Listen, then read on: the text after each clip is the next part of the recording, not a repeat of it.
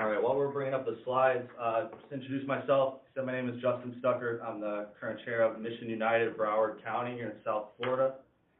And I'm Stella Tokar. I'm the vice chair of the advisory council and been with Mission United since 2012. And both of us are business owners. We have our own businesses. And of course, we're volunteers on the council. You get the phone close to that. Does anybody else hear that feedback? Raise your hand in the camera maybe if you hear the feedback. Thanks so much.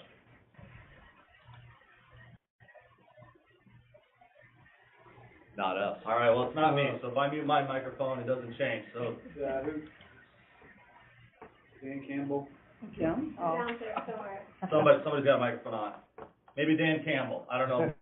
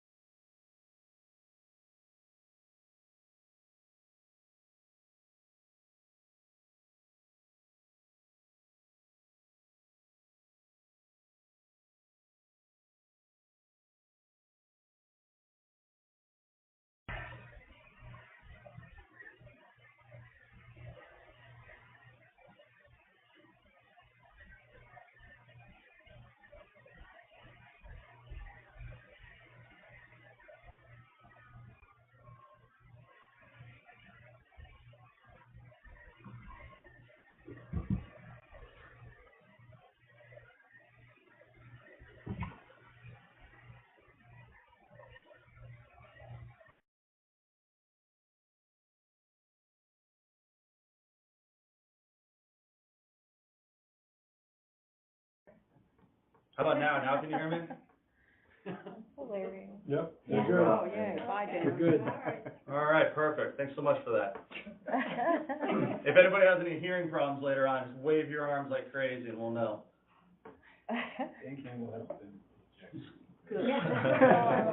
That's the building. So like I said, we're with Mission United, South Florida. I'll give you the short version of it now, but our program revolves around our case managers. So we do an intake process with the veterans that reach out for help. They evaluate all the different issues. We learned real early on that was important.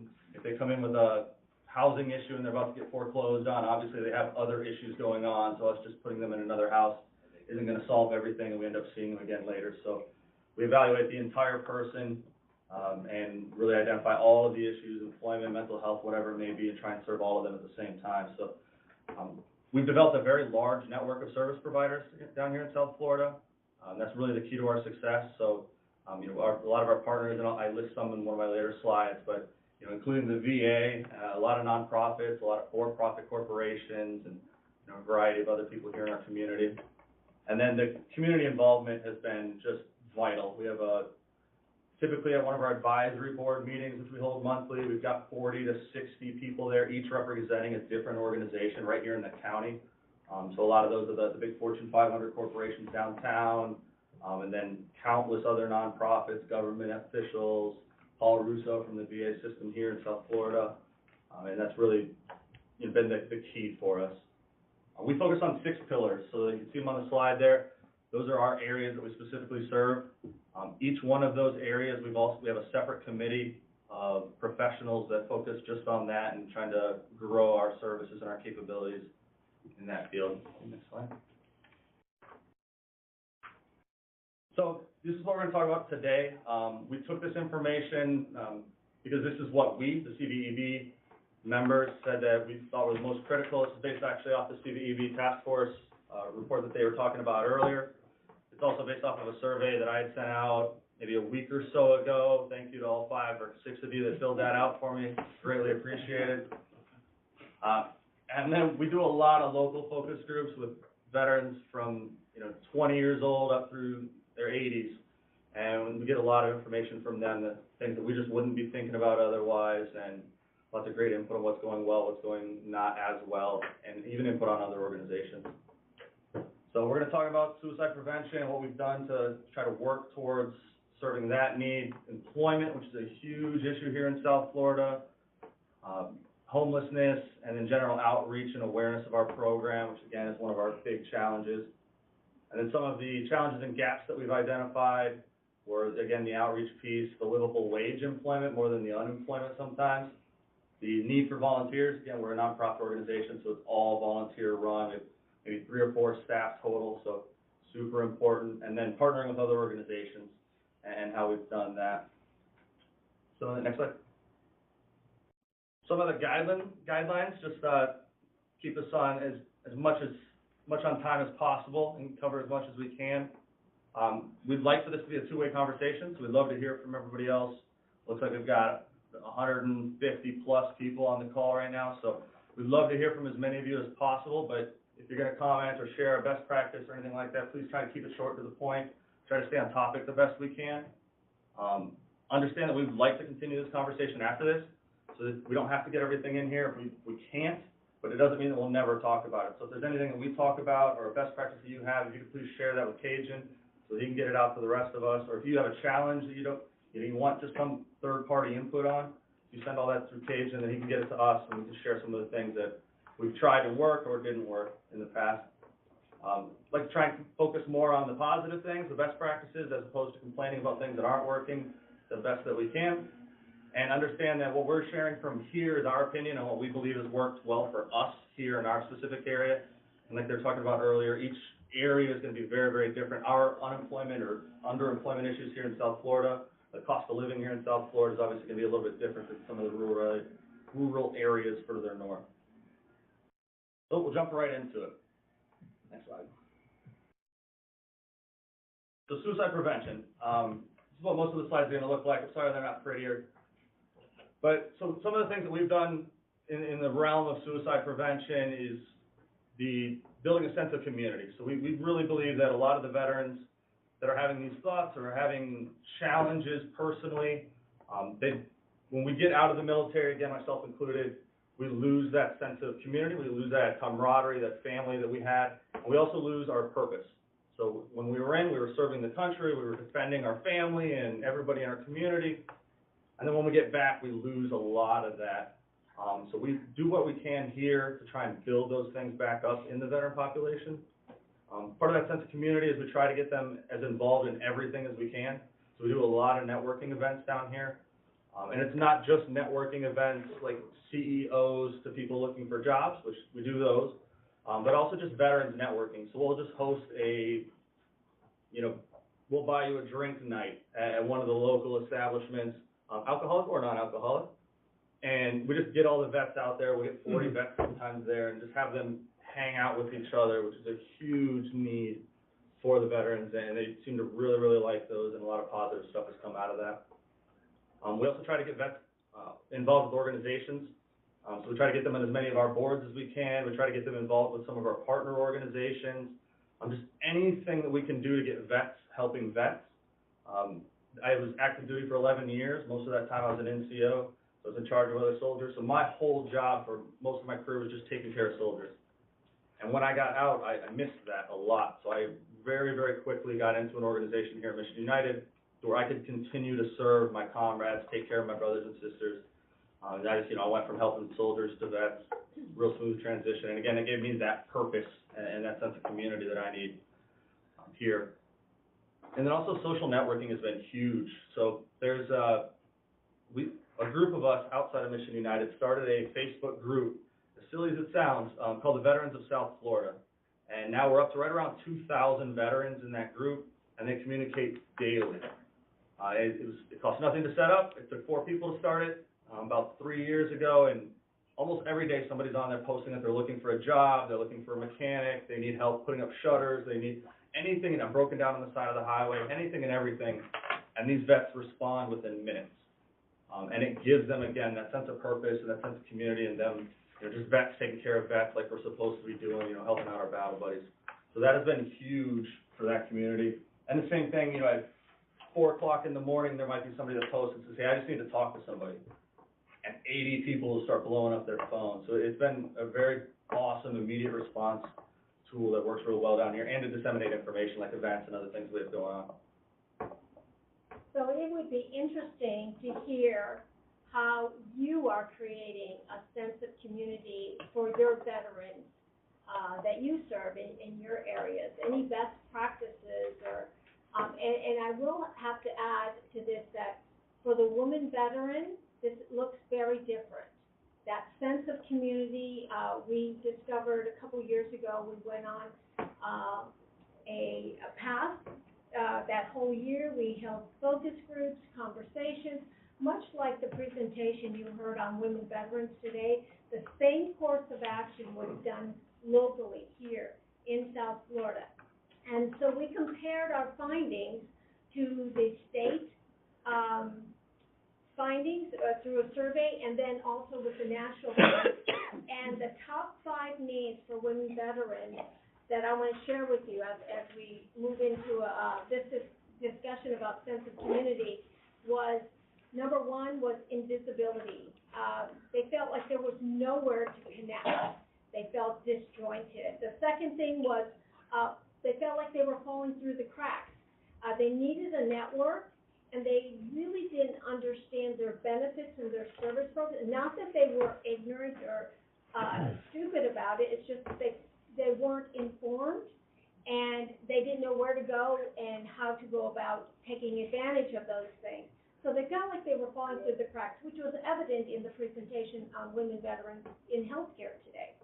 The third thing was self-isolation. Because all these things were happening, and most of these women that are becoming veterans are single parents. So they self-isolated themselves.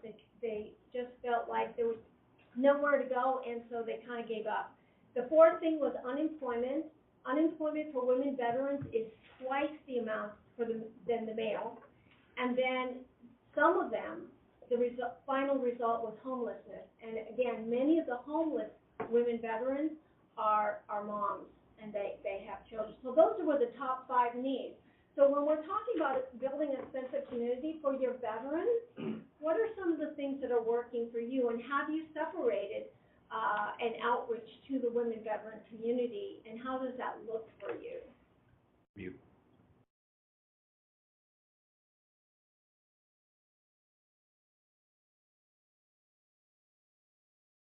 What would like to be doing? A best practice, something that's going well for you, or something that's a challenge. We have giveaways. So how do we get a hold, how do we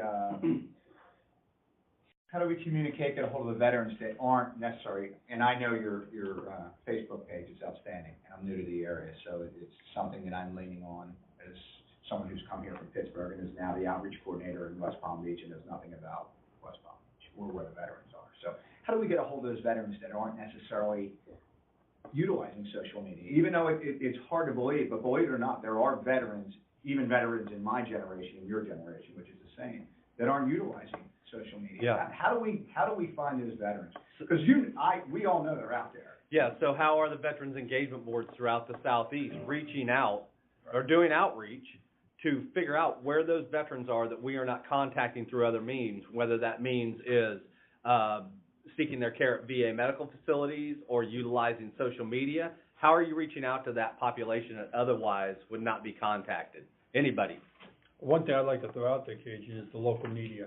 We talked about it earlier. Yes, Estella and I and Justin and I mentioned it. Local media TV spots. Have a good news story. Say, hey, the veterans are getting together.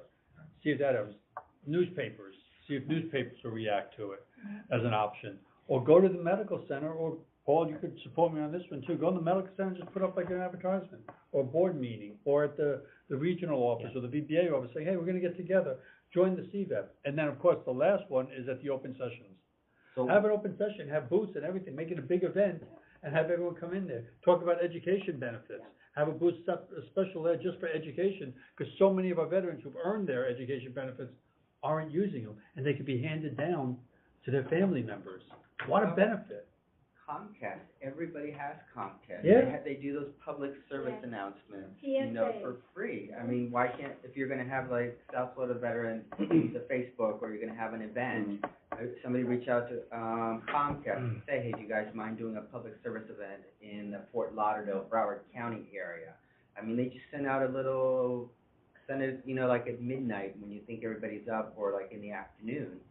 And that should be sufficient enough to like, at least get that engagement piece. I think that's what's lacking, is the engagement, or the advertisement of it. That we They do don't that have. free? Comcast does that free? Exactly, There I'm are, getting yes, it. so each, media group has a PSA protocol. Mhm. Not every radio station has it anymore, but there are a lot of them that still do, and we try to utilize them as much as possible. We were just talking about the rebranding of how the community is being informed, and the picture that the media is painting of the veteran is, one-dimensional.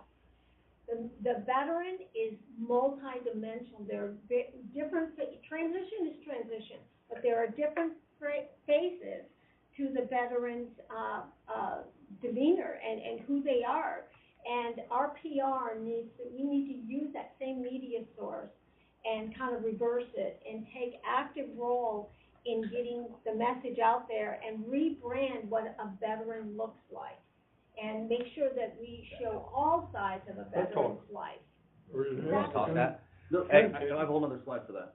Oh. Okay, all right, so we'll get there, but I'm sorry, Stella, go ahead, I'm sorry for interrupting. No, I was just wondering if we could open the floor back up to anybody out there that wants to share a best practice on, creating a sense of community, or a challenge that maybe we could discuss, from your, community. So I'm just gonna interject this too, Chamber of Commerce. Well, how awesome would it be to have a hiring vets job fair sponsored by the Chamber of Commerce, and let all corporate America come to it to focus on hiring veterans. And the way you get in, show your 214. Many of our municipalities in Broward, we have 31 cities here, and I know 3 of them that have veteran fairs, job fairs within their cities, and I believe there's probably more than that. But the Chambers of Commerce partner with them, and the municipalities are lending themselves to that, so. And I have 2 whole slides on it for you. But to answer your question about how do we reach the veterans that aren't maybe on social media, or that, aren't involved in our traditional choke points that we think of, infantry backgrounds, everything's gonna have weird infantry times. But, I think a big piece of it is veteran to veteran. So 75% of the veterans that I've done focus groups with say that they interact and socialize with other veterans at least once a month. About half of them is weekly. So that word of mouth spreading is so much better than a lot of other things. And I'm not one to sugarcoat a lot of things, but there's a lot of stigmas out there about organizations, the VA included. So if we're putting out information as the VA, certain people are going to listen to it. If we're putting information out as just a bunch of vets that hang out in a warehouse sometimes and drink beer out of a cooler, different groups are going to listen to it. So to have those advocates out there that are not technically, affiliated with the VA or with Mission United or with any other organization, they're just guys or women, just like anybody else. Like, hey, you know what? If you ever did need something, these are the guys to call. That's been huge. So that's why I like the Facebook group. There's no affiliation, there's nobody that runs the Facebook group, no organization, it's just a bunch of vets hanging out and trying to manage each other. Justin. I'm you.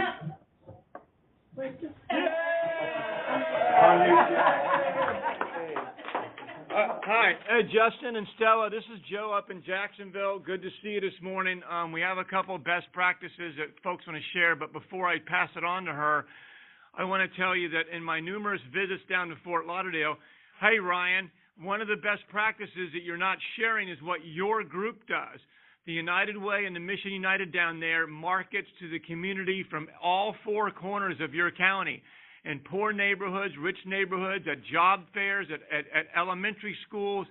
You guys hand out tens of thousands of those cards to every one of your advocates at every one of your meetings, and we all walk around with a 211 if you're a military veteran card, Ryan's got to know everybody in that frickin' county and through his volunteer network. So the volunteer network being at every event, from that little girl at the cupcake scale at the elementary that called in her mom when living in the car, all the things you've got going on. So don't forget that best practice. That the role of the Mission United and your board is to communicate, and you reach veterans that don't even know just because everybody's got that mission. Next on the agenda, what do you got?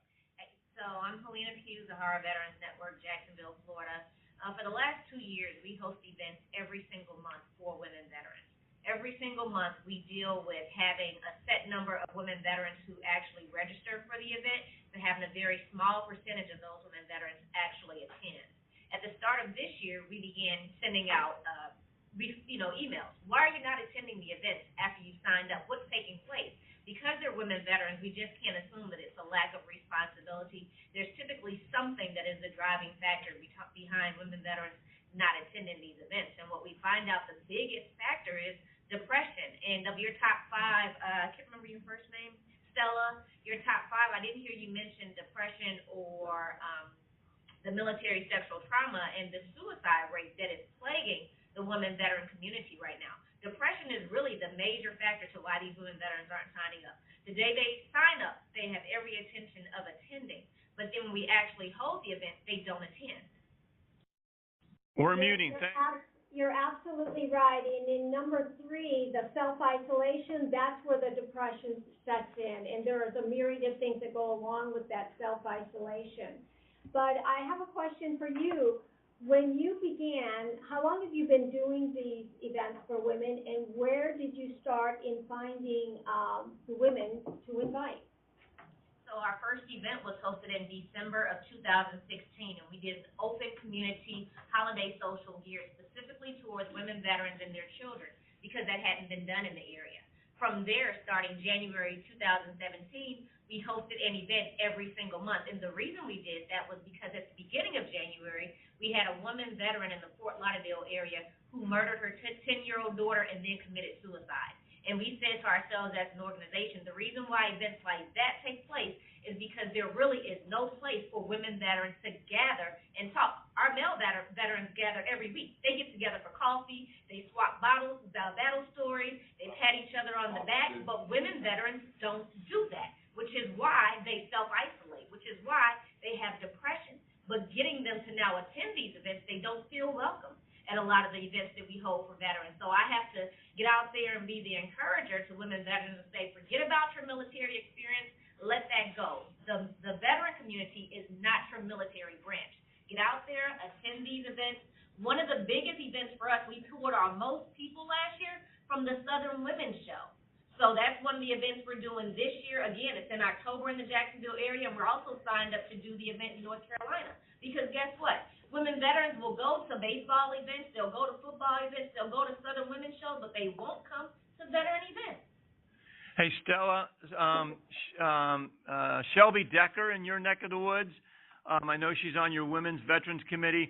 You guys have done a lot of work with that particular committee. Perhaps there's some material or a summary or something you could add to your package that we could get out, because those are similar comments that I've heard her repeatedly talk about that could be best practices to share. Good. Sure will. Yes, well. Great. We have Bay Pines that wants to make a comment. Bay Pines?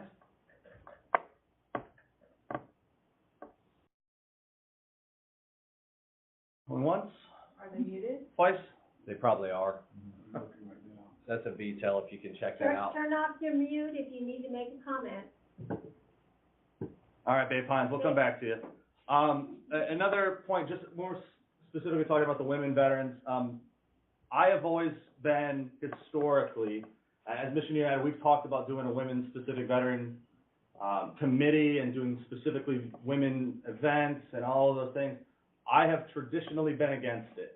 Again, I'm not going to sugarcoat anything. I am much more inclusive than exclusive, and I really didn't enjoy the idea of taking specific groups from the main group and putting them into little pots over on the side. We had one for LGBT community. We had all these different groups, a Vietnam era one, a post 9/11 one. I was always very against it. I did happen to sit in on about the first 5 minutes of one of our first women veterans committees meetings, and I was immediately changed my mind. The stuff that they shared about how comfortable they were talking about certain things when there's a man even in the room, or talking to a doctor at the VA that's a man, or just some things that have happened in their past or that are affecting them today that they're just not comfortable sharing with males, was mine, you know, it really opened my eyes. So, to anybody else that's out there that may, you know, have second thoughts about women-specific groups or focus groups or committees or anything like that, like I said, I would definitely encourage you to do it and get their input, because, you know, it's making a big difference down here, and the women that have been coming to those meetings come religiously. So they're very loyal to the organization, they're very loyal to help. And before, like we had mentioned a little bit ago here, now that they know somebody there, they're very comfortable going there. Whereas some of these other meetings or organizations or things that they want to go to, even if it's a networking event, if they don't know another woman that's going to be there that they're comfortable with, they may just not go. So, want to throw that in. And let me reemphasize something Justin said earlier. I'm a retired CEO of a Chamber of Commerce. This is true in business, and this is true with this community of veterans that we now serve. And that word of mouth is still the #1 tool for marketing. Word of mouth is still the #1 tool, whether it's in business or doing something like we're doing with our veterans, getting the word out. People are more comfortable when they grow in relationships.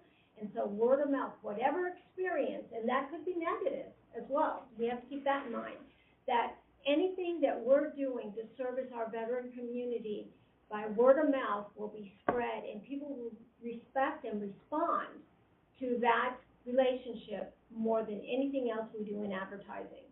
So, so creating a great experience is a very pinnacle value that we have here at Mission United. Every experience, from a volunteer to serving a vet to whoever is engaged with that Mission United moment, we really want to create a great experience. And, you know, when we know of the contrary, we just make adjustment and go on from there. Awesome. Anything else on sense of community before Justin moves on to another topic? Bay Pines should be on here. Bay Pines, it's the last chance. Was that Andy? Yeah. And if you need, just text me the question you have and I'll ask it. Oh, you can hear us now, right? I can hear you. There we go. Yeah, we keep getting muted automatically, so we keep having to hit *6. So, yeah, so you can hear me clearly. I don't know if you can see us, but the camera was working before with Cisco. It's fine in here. I think it was more of a Cisco tech thing. Can you see us? In Lima Charlie. Not anymore. No? You can't see us? Yes. We can't see you. We can hear you great, though. Oh, okay. Well, then we'll go from here. So I'm in the room with some great community leaders and VA leaders and volunteers in the community. So they have some great things to share. The work they've done, it was one of the first community efforts that started when we went down this path of community veterans engagement boards several years ago. So we definitely want to share with you some best practices and things that they've done. I'm going to turn it over to Suzanne Klinker, who is the VA Medical Center Director at Bay Pines. So, Suzanne? Great. Thank you, Andy. Good morning, everyone. It's my privilege to be here with you today. We are one of the first 10 community engagement boards that were created in the country, and we're very fortunate on our Bay Pines campus to have both the St. Petersburg Regional Office from VBA as well as the Bay Pines National Cemetery. And both of the leaders at those stations are engaged in our Community Engagement Board. We've been very active now for coming on 3 years, it's a little over 3 years. And I'd like to introduce Brett Miller, who's our present chairman, to give you some information about our accomplishments and our plans. Thank you. Thanks, Suzanne. So I guess in terms of just things that might be of interest to you folks, when we first formed, we, like probably most of you, recognized that most veteran service groups did a pretty good job within their own areas, but didn't talk to one another too much. So we built on some initial work that had been done at some local universities And we now publish a countywide resource guide, which is 18 pages long. It's done in partnership with the county government, who prints it for us, and it's hosted on the county website. We followed that up with a strategic planning session where we got together the heads of about 50 different veteran groups in the community, also in partnership with one of the local universities.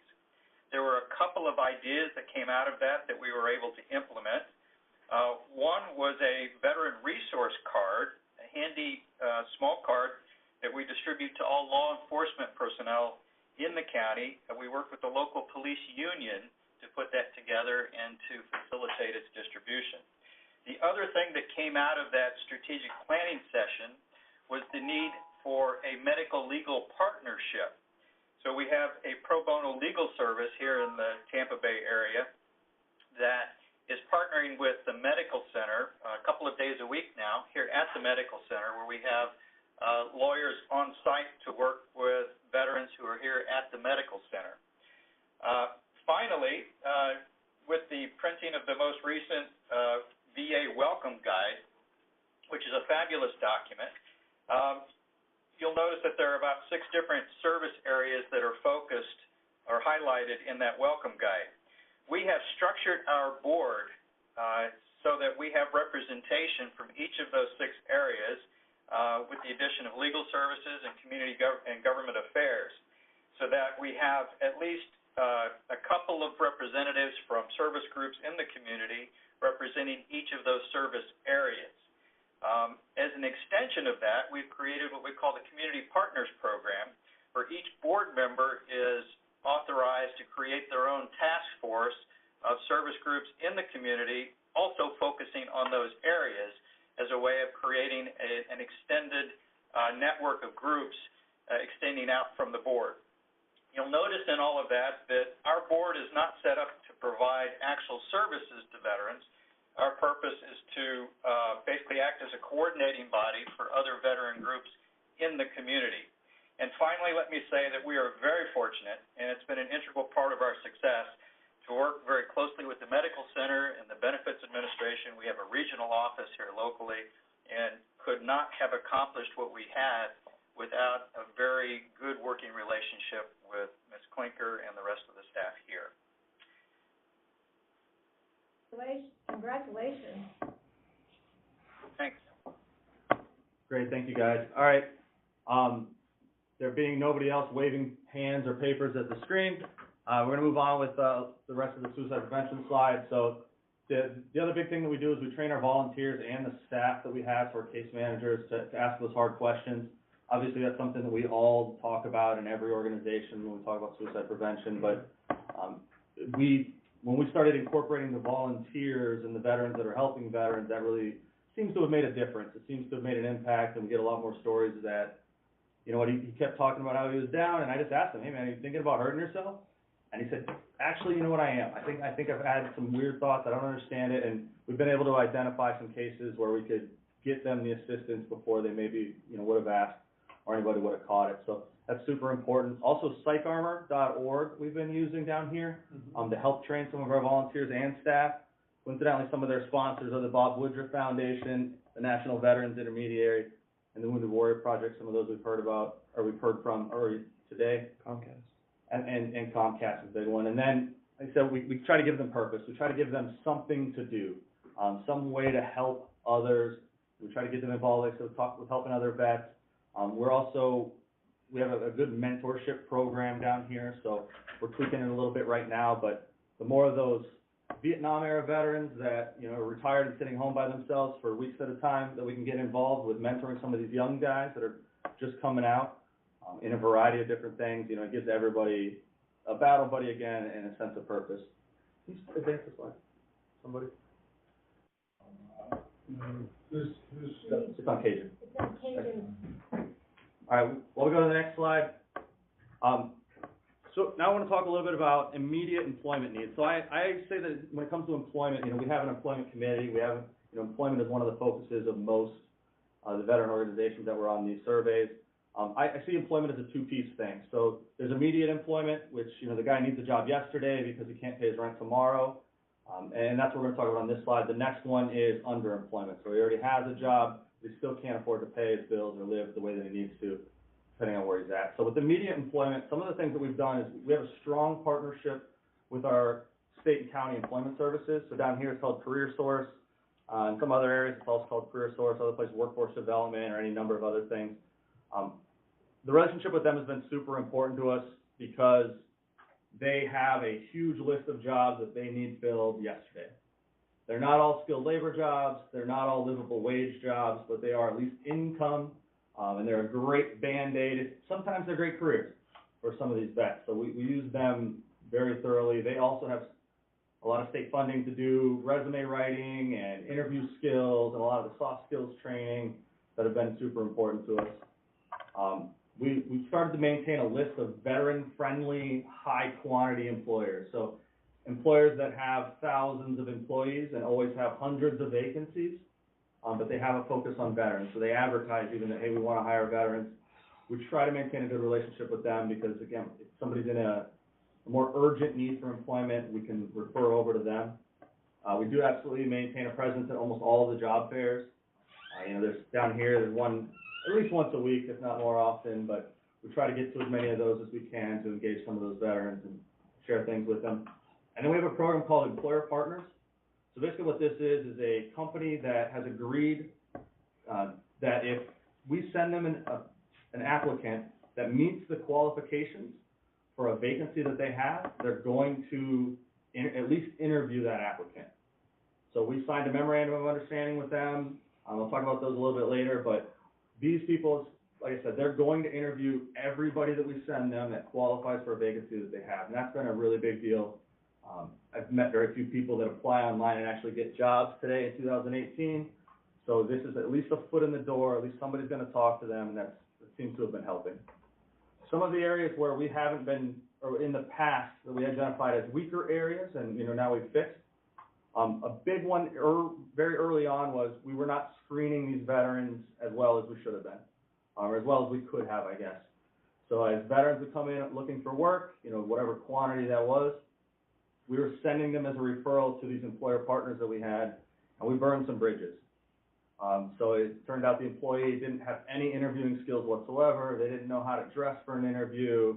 They, just the little things that we should have or could have identified and trained them on, we didn't. So obviously, I would highly encourage, if you're looking at that area, incorporate that as early as you can. If you can't do it yourself, say go to one of those state agencies and try and get them to do some of that training for you.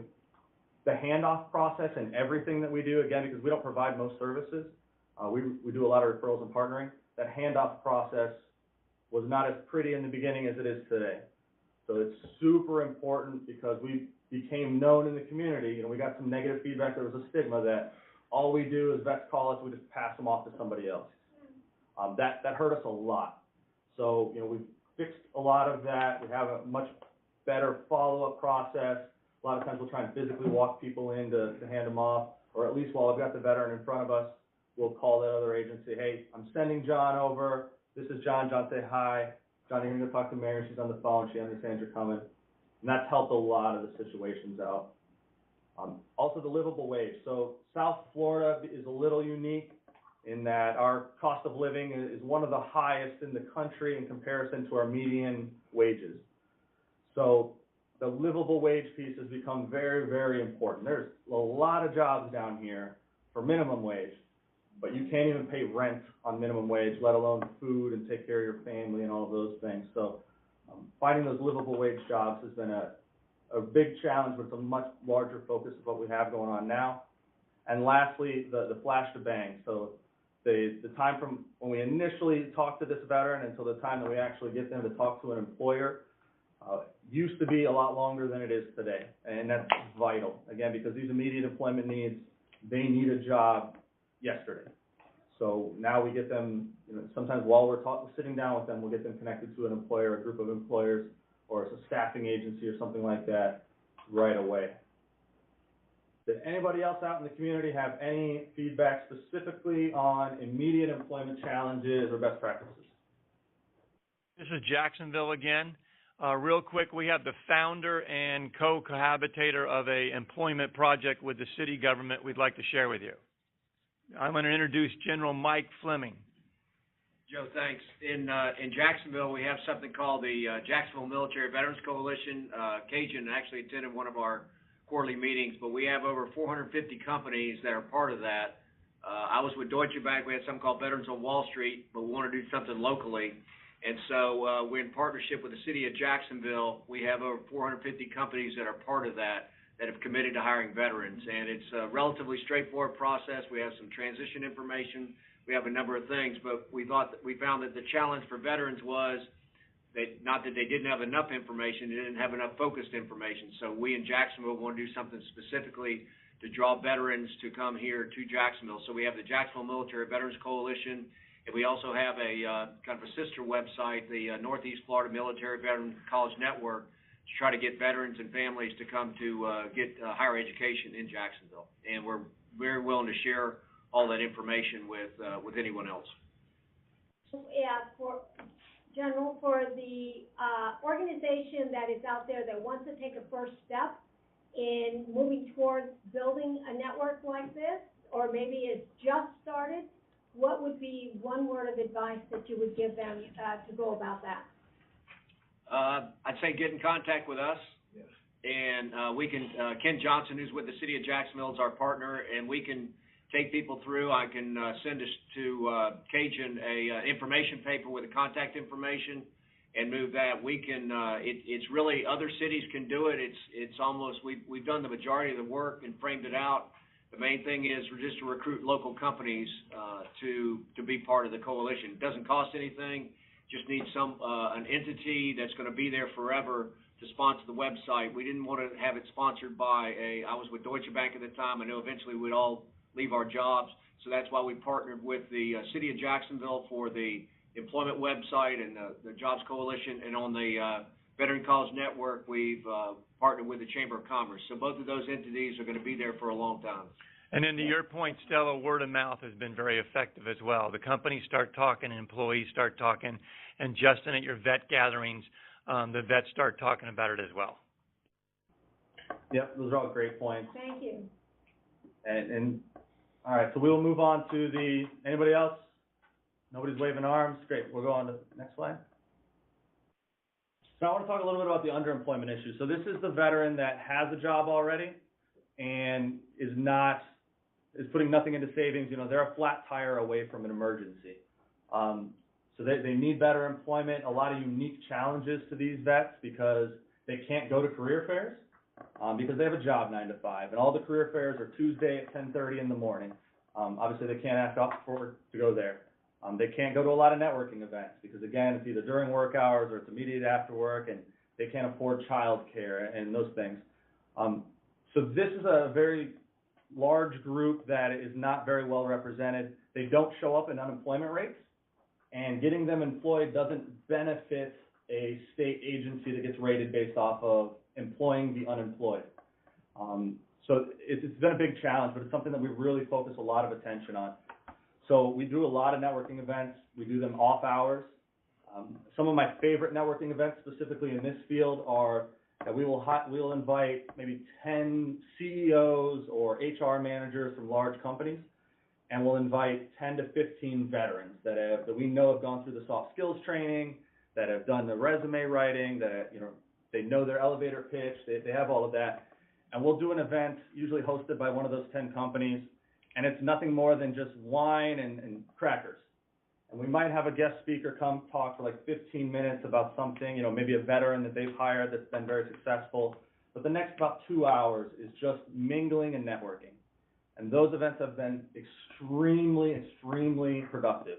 So a lot of those veterans it's an interview for the vets. I mean, the CEOs and the HR guys are absolutely interviewing everybody that's there. They're talking about vacancies they have, but it's not me sitting on this side of the table, you sitting on that side of the table, and it's not the scripted responses to the scripted questions and just going through the process.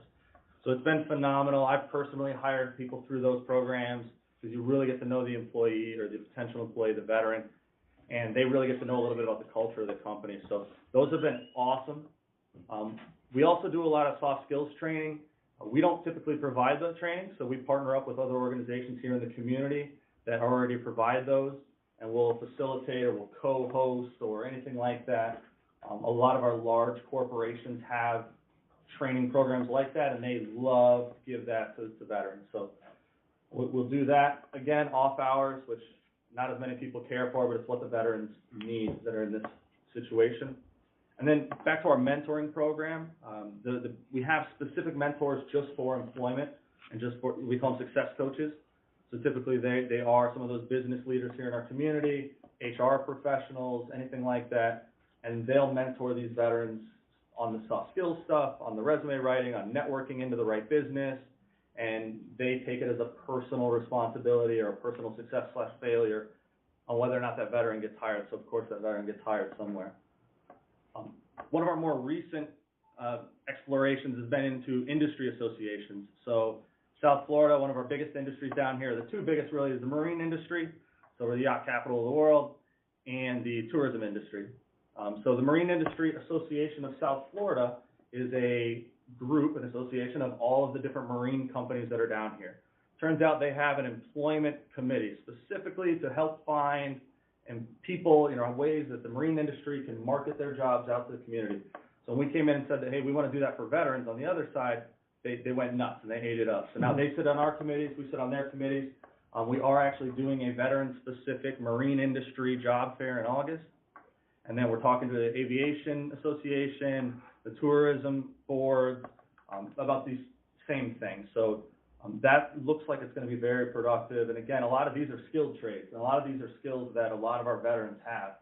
So we're teaching the industries and those other employers how to read a veteran's resume, which is one of the biggest challenges I feel that most employers have. If you look at my resume, you wouldn't know that I've had more institutional leadership training than most CEOs in South Florida. And as a veteran, I don't know how to communicate that. I mean, obviously I do, but a lot of veterans, they don't know how to communicate what their actual skills are into a resume. The employers don't know how to read what they actually put on the resume, so there's no connection. So that's something that we're really trying to work towards serving down here. And then the employer education. That's a really big piece for us. There are a lot of stigmas, and I have a whole slide to talk about stigmas later, so we'll hold that until later. But there are a lot of stigmas about veterans that employers have, about veterans being more of a liability than an asset, and that veterans, they may go crazy, they may whatever, a lot of medical issues, or any number of different things, and there are employers out there, whether they'll admit it or not, that they don't give preference to veterans. They actually, try not to hire veterans if they can help it. Which I know sounds crazy, but it is what it is. And so we spend a lot of time trying to educate those employers on what skills and what assets veterans actually bring to their organization, some of the tax benefits, and some of the success stories, again, we try and celebrate of employers that have done very well and now almost primarily hire veterans once they actually figure the process out. One area that we could have probably focused better on in the beginning was that we were too focused on unemployment rates. So again, the unemployment rates don't track this underemployment issue at all. So the unemployment rates only track people that don't have a job and are currently looking for a job. So those veterans that gave up looking, they don't count in those numbers either. And those veterans that have a minimum wage job from a large corporation that maybe sells coffee or something that says they're going to hire 10 million veterans and they're going to pay a minimum wage to sweep the floors, that's where those veterans end up. And again, 2 or 3 months down the road, they're right back, seeking emergency services. So big area for us. I don't know if anybody else is focusing on that or looking at that, any other feedback, best practices, or challenges.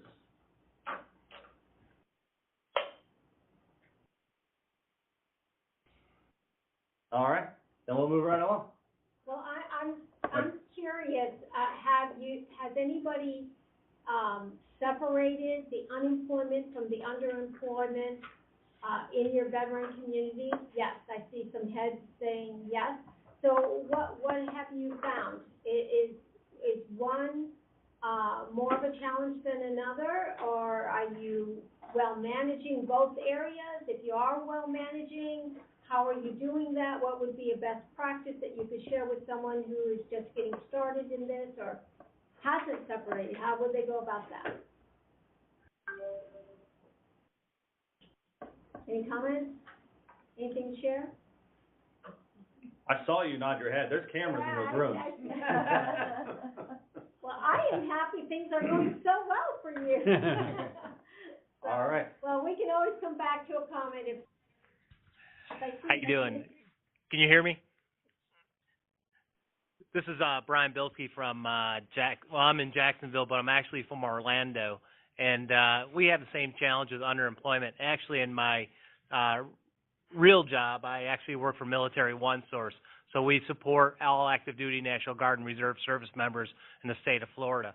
And just as we recognize for the National Guard and Reserves, underemployment's a major issue and challenge. You know, one thing that we can provide with our active duty service members is education and training. So in Orlando, for instance, you know, partnering with a Valencia college, which has an advanced manufacturing association, which can provide, almost like you talk about soft skills, almost to part of that is they can provide advanced manufacturing certificates within 10 to 22 weeks, depending on the program. And we have a big employer, Lockheed Martin there in Orlando, which employs almost all of those graduates that come out. And the program graduate, you know, 95% of them have jobs that come out. So I like programs. And then once they're done with that 1 year or that first year of employment, what I like about Valencia's program is they want them to go back for additional training so that, you know, they can improve upon that initial job. And so, you know, it's usually $20 to $25 an hour, but I love the process of, hey, after that 1 year, gain more experience, go back to school and get a better, you know, opportunity. So I think looking at some of your schools and as General Fleming said, looking at some of your schools and maybe partnering with some of those that identify programs where they can get some advanced manufacturing or you know, voc rehab opportunities. Brian, are you saying that a community should go to its industry base and its commercial base and have the educators in that community align to match education of the jobs to those versus creating all these degrees that nobody's got a job for? That's amazing. I didn't say that. That was Joe. But thank you. You're doing a great job. Thank you. Jim Lordsky, I do have a question, and specifically it's going out to Orlando or Central Florida. You have some of the large entertainment companies there, like Disney, and I know that there's 65,000 employees plus you have an individual there by the name of Kevin Preston, who's part of the HR recruiting strictly for military. Is that somewhat of a productive way, or is that just at the wage grade that's not really where we're looking to be? And I don't know how well you work. You said you're from Orlando. I don't know how well you know or work with Kevin Preston and bring him into the CVEB group. And I know some of the big ones like Disney are specifically hiring executive directors to do the recruitment of veterans to get into their corporation. Actually, I do know Kevin. My prior job, I was in charge of transition for Marine Corps Wounded Warrior Regiment. So I was in charge of working with transitioning our service members from active duty, our wounded warriors for the Marine Corps. So I do know Kevin. Some of the challenges with Disney and you guys know down there in South Florida, the entertainment industry and tourism just doesn't pay very much at all. And so you're talking about, you know, the poor, you know, in Orlando's got the same challenge. We have a higher cost of living, and we are working with the Realtors Association, and that's kind of the challenge we have from a housing perspective, is finding affordable housing for the large, you know, industry or tourism industry workers that we have. And so I think, you know, even, Disney, if you go on their website and look at most of their jobs, you're talking $10 to $15 an hour. And so, but you need to have a skill. And same thing that we talked about when we were transitioning our severely wounded Marines. Hey, look, you need to develop a skill, whether it's going to college or get a voc rehab and that's why I like Valencia College, because they have a lot of programs that can get them into these, you know, maintenance, engineering type jobs or opportunities where they're paying a higher $20, $25 an hour wage. But finding you know, maybe an immediate job you were talking about just to get, you know, money coming in. But as you said, the underemployment is where it's really at. Good points. Thank you. Yeah. And also to your point, involving the schools has been really important. So a lot of these veteran-specific or the industry-specific job fairs that we're putting together right now, that's what we're doing. So we have especially the tech schools that are in our area, that they can get these certificates and stuff that they need. And we've worked it out with some of these employers that if they have vacancies for, let's say, a outboard engine mechanic for yachts, they'll give that vacancy out at the job fair. And if you're not qualified for it because you don't have a certain certificate or something like that, but you meet all the other qualifications, that job will give them a job, or that employer will give them a job offer, contingent upon they go to one of these schools that we have over here on this side of the room. They sign up now and they get that certificate. The job will be waiting for them as soon as they get, have it in their hands. So that's been really helpful because, again, otherwise the veterans see the job listed on the website. I don't have that. I don't qualify. They move on to something else. And the things that they do qualify might not be what they really need. So it was a very easy partnership to broker between everybody. It's a win-win for everybody. But it wasn't happening before. So that's a great point to what you're talking about. Anybody else have anything that's going well or poorly in employment? All right, mediocre. Then we will go on to the next slide. The next one, I want to talk about housing. So we've already talked about a couple of these next topics, but housing has been a huge challenge for us, just like you were just saying in Orlando. Some of the things that have been working very well for us in South Florida with the housing and preventing homelessness, the SSVF grant, that we've gotten from the VA has been phenomenal. It's really a cornerstone of a lot of our housing solutions, specifically when it comes to the homeless veterans. Educating local law enforcement has been a big help to us. So getting them involved and having them know what our services are and what we can actually provide and who we can actually help. And then we give them our palm cards. So these palm cards, and I talked about it in our outreach slide, but we've got these little pocket-sized palm cards that have all of our pillars on one side, a cool little motivational message, and all our contact info on the other. These have been so important to getting awareness in the community about what we do. We have every sheriff, every police officer in our area, they carry a handful of these in their car. And if they meet veterans that are, having extra challenges or homeless veterans or anything like that, they're able to give those palm cards to them. They can call us, and then we can try to help them out the best we can. Landlord socials have been very productive for us as well. So like we were saying before, partnering with the realtor associations, we market those to them, and we do presentations at the realtor association meetings. But we also hold breakfasts with landlords, the landlord breakfast. We hold lunch and learns, we call them, with landlords and other realtors. So we bring as many of them out and we buy them all lunch. And we talk to them about some of our programs, see if we can get a couple landlords to agree to rent at a fair wage. And if we can get a couple realtors to work with us on selling homes to veterans, it's another big piece. And then we publicize. We celebrate the landlords that help us. So in all of our partnerships, be it employers, housing, whatever it is, we try and get as much positive media out there, celebration about that relationship as we can, because we've created a place that people want to be. So they know that if they're part of our program, we're doing great things already, but they want to be seen as a part of this program. So that helps us a lot when it goes out to try and, market or recruit new partners. And then we're also doing a lot of seminars. So our education committee and our housing committee work together, and they put on seminars. Some of them are first-time home buyer seminars.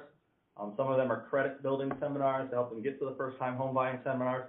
But we also do, just like with the employment or the unemployment and underemployment issue, we also focus on the veterans that are already doing well, and we try to help them do even better. So we do some investing seminars, how to buy properties as an investment property and rent that out to hopefully other veterans, and hopefully make that a positive cash flow type business for them so they continue to do that. So we've got a lot of great feedback from that. It gets into the stigma stuff. We'll talk about it a little bit later, but we're trying to not be the provider of only emergency services. So we don't want to just be the 911 for veterans in South Florida. We want to be the everything for veterans in South Florida. So absolutely, we do the emergency services. We connect them to partners very, very well if they're about to get evicted or anything like that. But we also want to help all the other veterans to prevent that. So a lot of those cases, when they're in emergency need now, if we had just talked to them 6 months ago, we could have prevented that. So we're doing a lot of focus on that. Again, some of the other things, we probably could have done a little bit better before. Right when we were getting started, we didn't screen the veterans as best as we do now, or as good as we do now. So we sent some veterans into landlords that maybe weren't ready for that situation, or maybe their finances weren't as where they needed to be. So 3 months later, we see the exact same veteran again, but the next time we reach out to that landlord, they're not as interested in working with one of our people. So that was a big challenge for us. Again, we do a lot better job at that now. And we didn't in the beginning, again, just like with employment, sometimes we didn't screen them as well for other challenges they had going on. So, if they came in and they're about to get evicted, we put our housing committee on it and our, the staff for that and the SSBF grant and all of those things, and we helped them prevent eviction or got them into another place immediately, and that was a huge success. But we didn't also notice that maybe they were underemployed or maybe they had some sort of other issue going on underneath that just led to another failure in housing down the road. So that's another big piece of what we do now. And then communication between other providers in our area has become very important. So obviously none of us would assume that this would ever happen, but let's just say hypothetically there's a veteran out there that takes advantage of the system. If they learn that Mission United has money to help out with housing, then they'll come to Mission United to help out with housing. If that doesn't work out and they know that there's another organization on the other side of the county that helps out, we've found a few people every now and then that have been to a number of different providers now for mainly cash handouts, which we don't typically do anyway here, but we've opened the lines of communication with a lot of our other providers down here that provide similar services. And so we'll bounce names off of each other sometimes, or even just like situations, if it's PII type information. And we've been able to identify a couple of problem children here, and we pull them in to, evaluate what's really going on a little bit deeper. So, again, just the best practice. Anybody out there have any specific challenges or successes when it comes to housing? Any comments or questions? We'd like to hear too from the board in Atlanta, from the South Alabama Veterans Council. Bay Pines and Jacksonville have given some great input. We want to make sure that we're including everybody in the conversation, and given the fact that Fort Lauderdale and most of our other boards that are engaged this morning are in metropolitan areas, we want to ensure that these rural boards are also giving their take on what it is to serve veterans in their area and how they go about performing these specific functions when it comes to emotional crisis management, education, and jobs. Somebody have a comment? This is South Alabama Veterans Council. We partner with the folks here with the Alabama State folks, and we also for jobs, and they do a great job. They have a section that works just with the veterans, and they're a bunch of trained professionals, and we team with them to and support and help them with job fairs and everything in that light. As far as housing concerned, we have Eagles Landing for homeless vets, which is the Volunteers of America, and we work with them in homeless, and we also support we work with the VA on their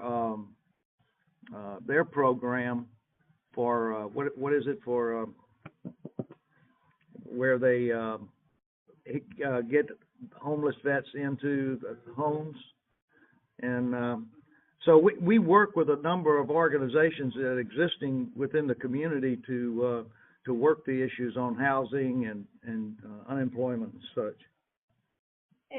And what are some of the challenges that you're dealing with in your area? I don't know. It's mostly political issues that we have trying to get around the I can't get there from here syndromes, and people who want to think and do stuff outside the box and that they're not used to doing. I think that's probably the biggest problem. Okay. And I think it's important to restate that all of our communities are different, and there's such strength in the diversity that we experience in each of our communities. So when we're sharing best practices or challenges, we're just hoping that there might be a nugget out there that maybe you can take away or lend if somebody states a challenge.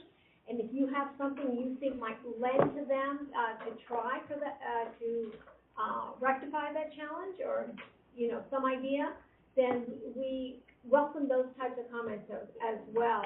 This is your conversation today and your opportunity. Since we don't gather like this on a regular basis, it's your opportunity to get some things out there and help each other a little bit. Any other comments?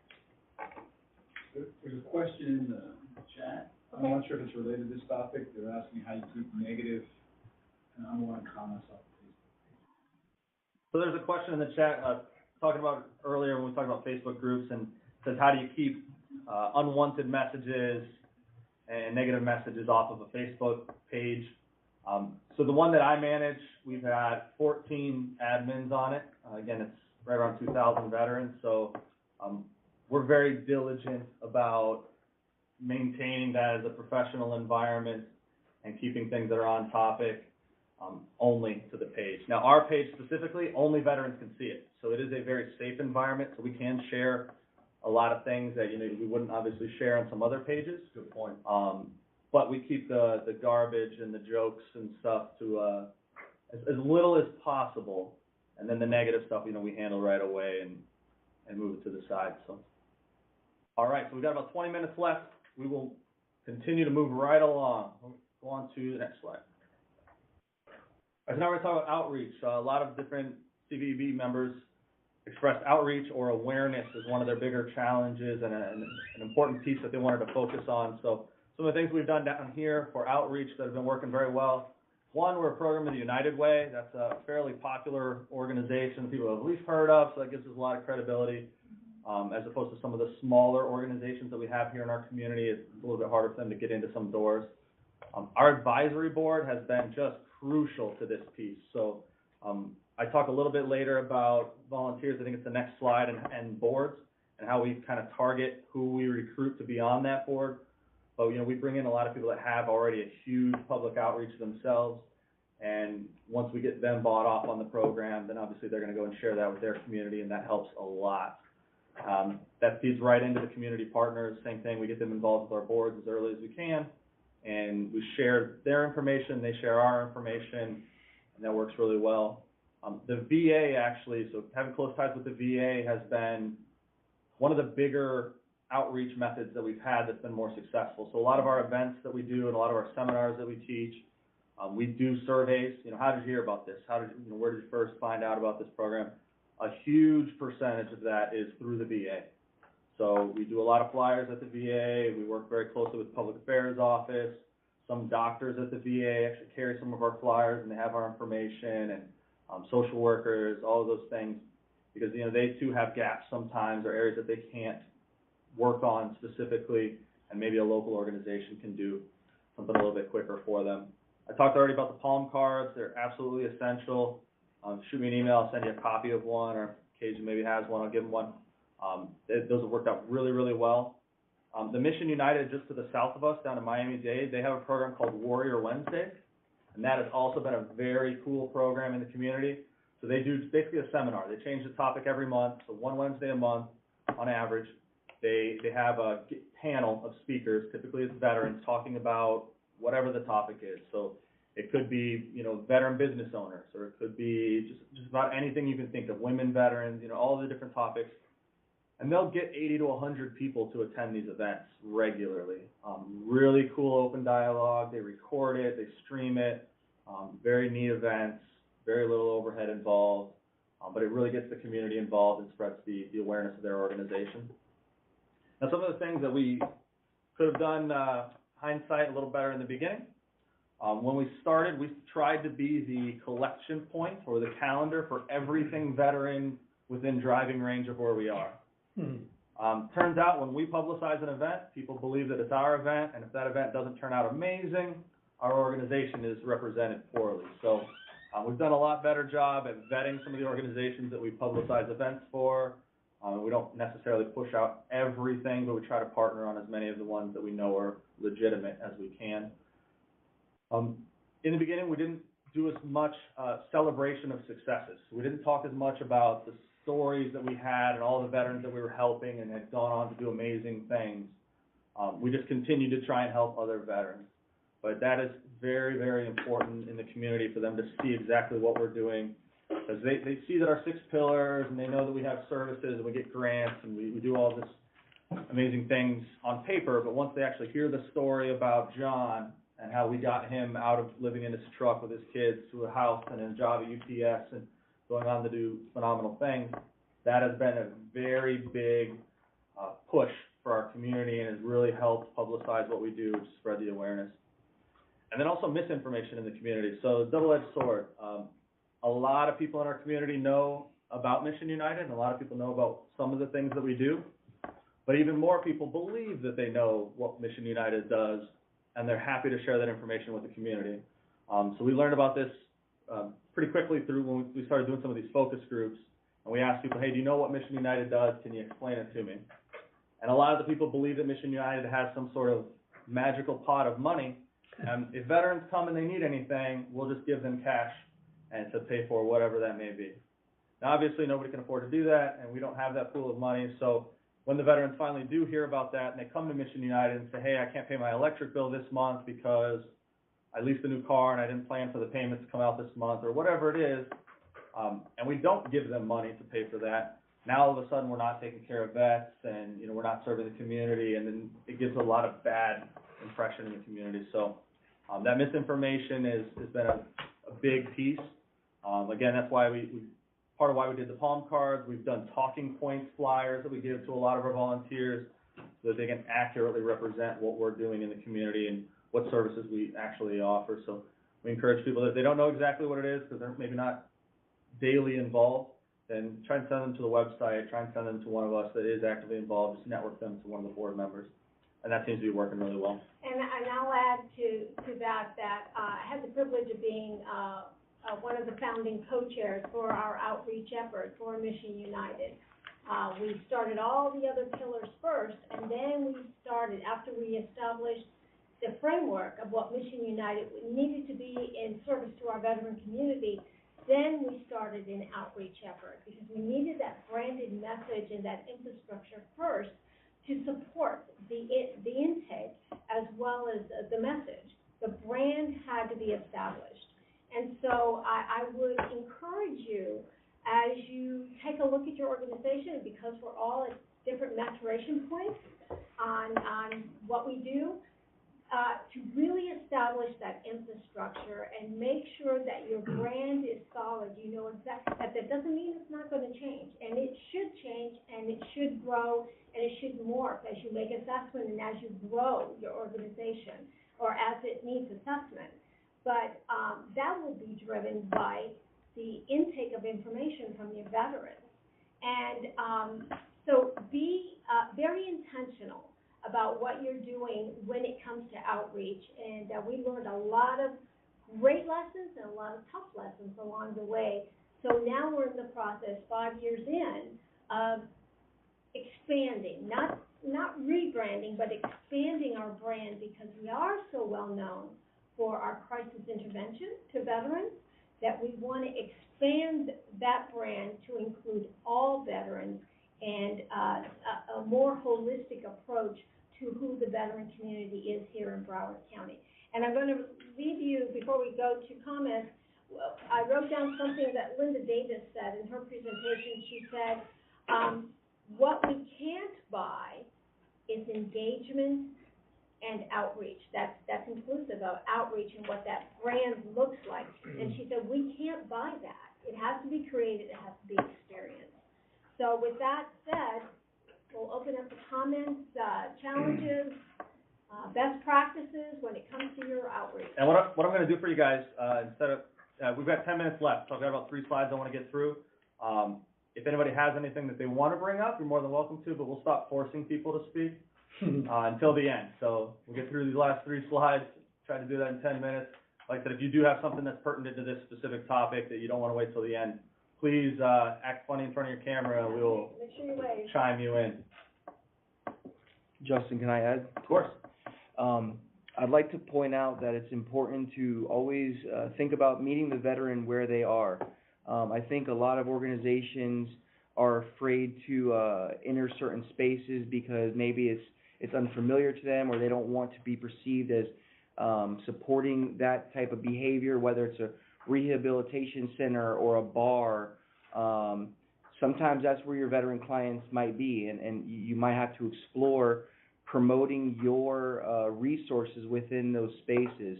So just always consider that, and as far as, you know, whether you do Facebook, PSAs, you know, it's a multifaceted approach, and we really try to, again, just meet the veteran where they are through different streams of media, social or otherwise, and then that grassroots effort. There is that component where you need to have boots on the ground people in these organizations, whether it's the VA, the restaurants, the bars, the lodging associations. You really are going to need that volunteer presence with that unified message, so that you can bring that to the public and to the veterans you're trying to serve. Yep, great point. And to that point, actually, so we've tried a lot of different events for, like I said, outreach, networking, those things. If I hold an event for financial planning, you know, I may get 10 veterans to show up. If I hold an event for networking over beers at a local bar, I may get 60 to 70 veterans to show up. Now, there's nothing saying that we can't do that in a back room at the bar, maybe not tell them ahead of time and do a financial planning presentation real quick there. But absolutely to your point, you know, we have to reach them where they are. We have to go to where they want to be and where they're comfortable. All right, so we'll move on to the next slide. Hey, it's John in Atlanta. Hey, John. Hey, John. Hey, I'm, you know, with Vetlanta, we're the CVEB here in Atlanta, and you know, one of the things we do really, really well here is our community outreach with our quarterly summits that we have. Cajun's been to them. I mean, we probably pull in 300 to 400 people on top of nonprofits, for-profits. Really, the foundation of our organization is for-profit, nonprofits, governmental agencies, both state, local, and federal, and colleges and universities. So we have an upcoming summit with our emphasis on this next one is community. The challenge we have is really outreach to the specific veterans, and we've actually, this has stemmed a lot of conversation in the room early on.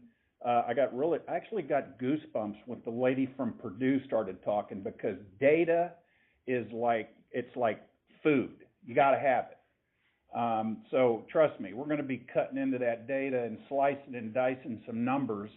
But one of the challenges we have is, how do we effectively partner with Georgia Veteran Service Organization, a state organization, along with the VA through our CVEB partnership, to actually find the veterans in Georgia and go about it to where we can communicate with them, not through snail mail, because Vetlanta we have no money. We are a club. We don't accept money. We don't want money, but we know how to do OPM, other people's money, which you got to get really good at that anyway. But the fact is, how do you reach those vets across the state of Georgia so you can impact them and get them to come here to the Mecca of Atlanta, where we can share this great information? And that is just a constant challenge, so we don't violate any laws and privacy and all that other good stuff. I think someone mentioned it earlier. There's about 19 million veterans in the U.S., and someone said in the ballpark of 60 million family members of veterans. 50 million veteran family members that we've identified, and that might just be close relatives, maybe not the granddaughter and so on and so forth. But I think that part of your outreach strategy also needs to include the family members, because they're probably going to know a lot more about what's happening in their family member's life than the rest of us, even if they're seeking services. So in whatever outreach strategy you put together, you know, the family for us is also a very important medium of which to get our message through and to outreach to these veterans. And I think for us, that's been something that we've been trying to incorporate so that we can again, just, they might not hear it if they hear it from us, but if they hear it from, their daughter, who's really concerned about their well-being, it might resonate a little bit better. So that's just one of the things we've been doing with our PSAs, through Cox Media Communication and iHeartRadio, trying to, maybe we're not touching the veteran directly, but we are touching a family member and somebody in their close support circle. Another business tip I'll share with you, is unique to marketing specifically. So I have a horse, an equine business. So a barn we rent out so people can keep their horses there. About 3 years ago, I started a Facebook page called South Florida Horse Life. And it wasn't run by any, it's just me as an individual, no business affiliation, no nothing. And all I did was continuously post things that were funny about horses or horse information or whatever. And people found it, and they started adding their friends. They started sharing horses for sale. They started sharing everything. Now I've got about 7,000 or 8,000 people here in the local area in that group, and now I can market my business there like fish in a barrel. The same thing can be done with veteran organizations. Veterans have a lot of pride, right? So when it comes to the stigmas and those things, veterans don't want to reach out for help. They don't want to ask for help. And because of that, when we say, hey, we're doing this thing and we're the VA, come check it out, a lot of veterans just aren't going to go because they don't want to have that. They don't need help. They're good on their own. Same thing with nonprofit organizations. But if it's just a couple of guys put it together that are not affiliated and your organization just happens to be there or, anything like that, it works very, very well, at least in our area. So again, I have the Veterans of South Florida Facebook group. There's a ton of vets in there. I share Mission United stuff in there all the time. And when people in there reach out for help, I share them or I refer them over to Mission United. So if there was a Veterans of Georgia page or group and you had a bunch of veterans that are not on your staff, put that together for you, and they just started to add every veteran they know, and they added every veteran they know, it snowballs very, very quickly. And again, I understand not everybody's on Facebook, but it is a phenomenal outlet. We have the same challenge. Where's that choke point? Where is the place that all veterans go through that we can touch them very easily? We can't get a list for whatever reason from DOD as these guys get out of the military. I know that the VA can't give it to us because of medical information. So we have to figure out something. And most of them have a need or a want to network and socialize with other veterans. And so that's a big area that we focus on. Justin, we're working that issue as the VA, and that is the transition. Everyone when they leave an active duty takes the TAPS program, got that. But we're working very diligently with DOD and the VA so that as a person, and here this world of optimum odds, I guess I could call it, but what we're looking at to be the ultimate, when a person is leaving active duty, whether retirement, PCS, ETS, whatever, and they're leaving, that they're going to be going through their disability exam.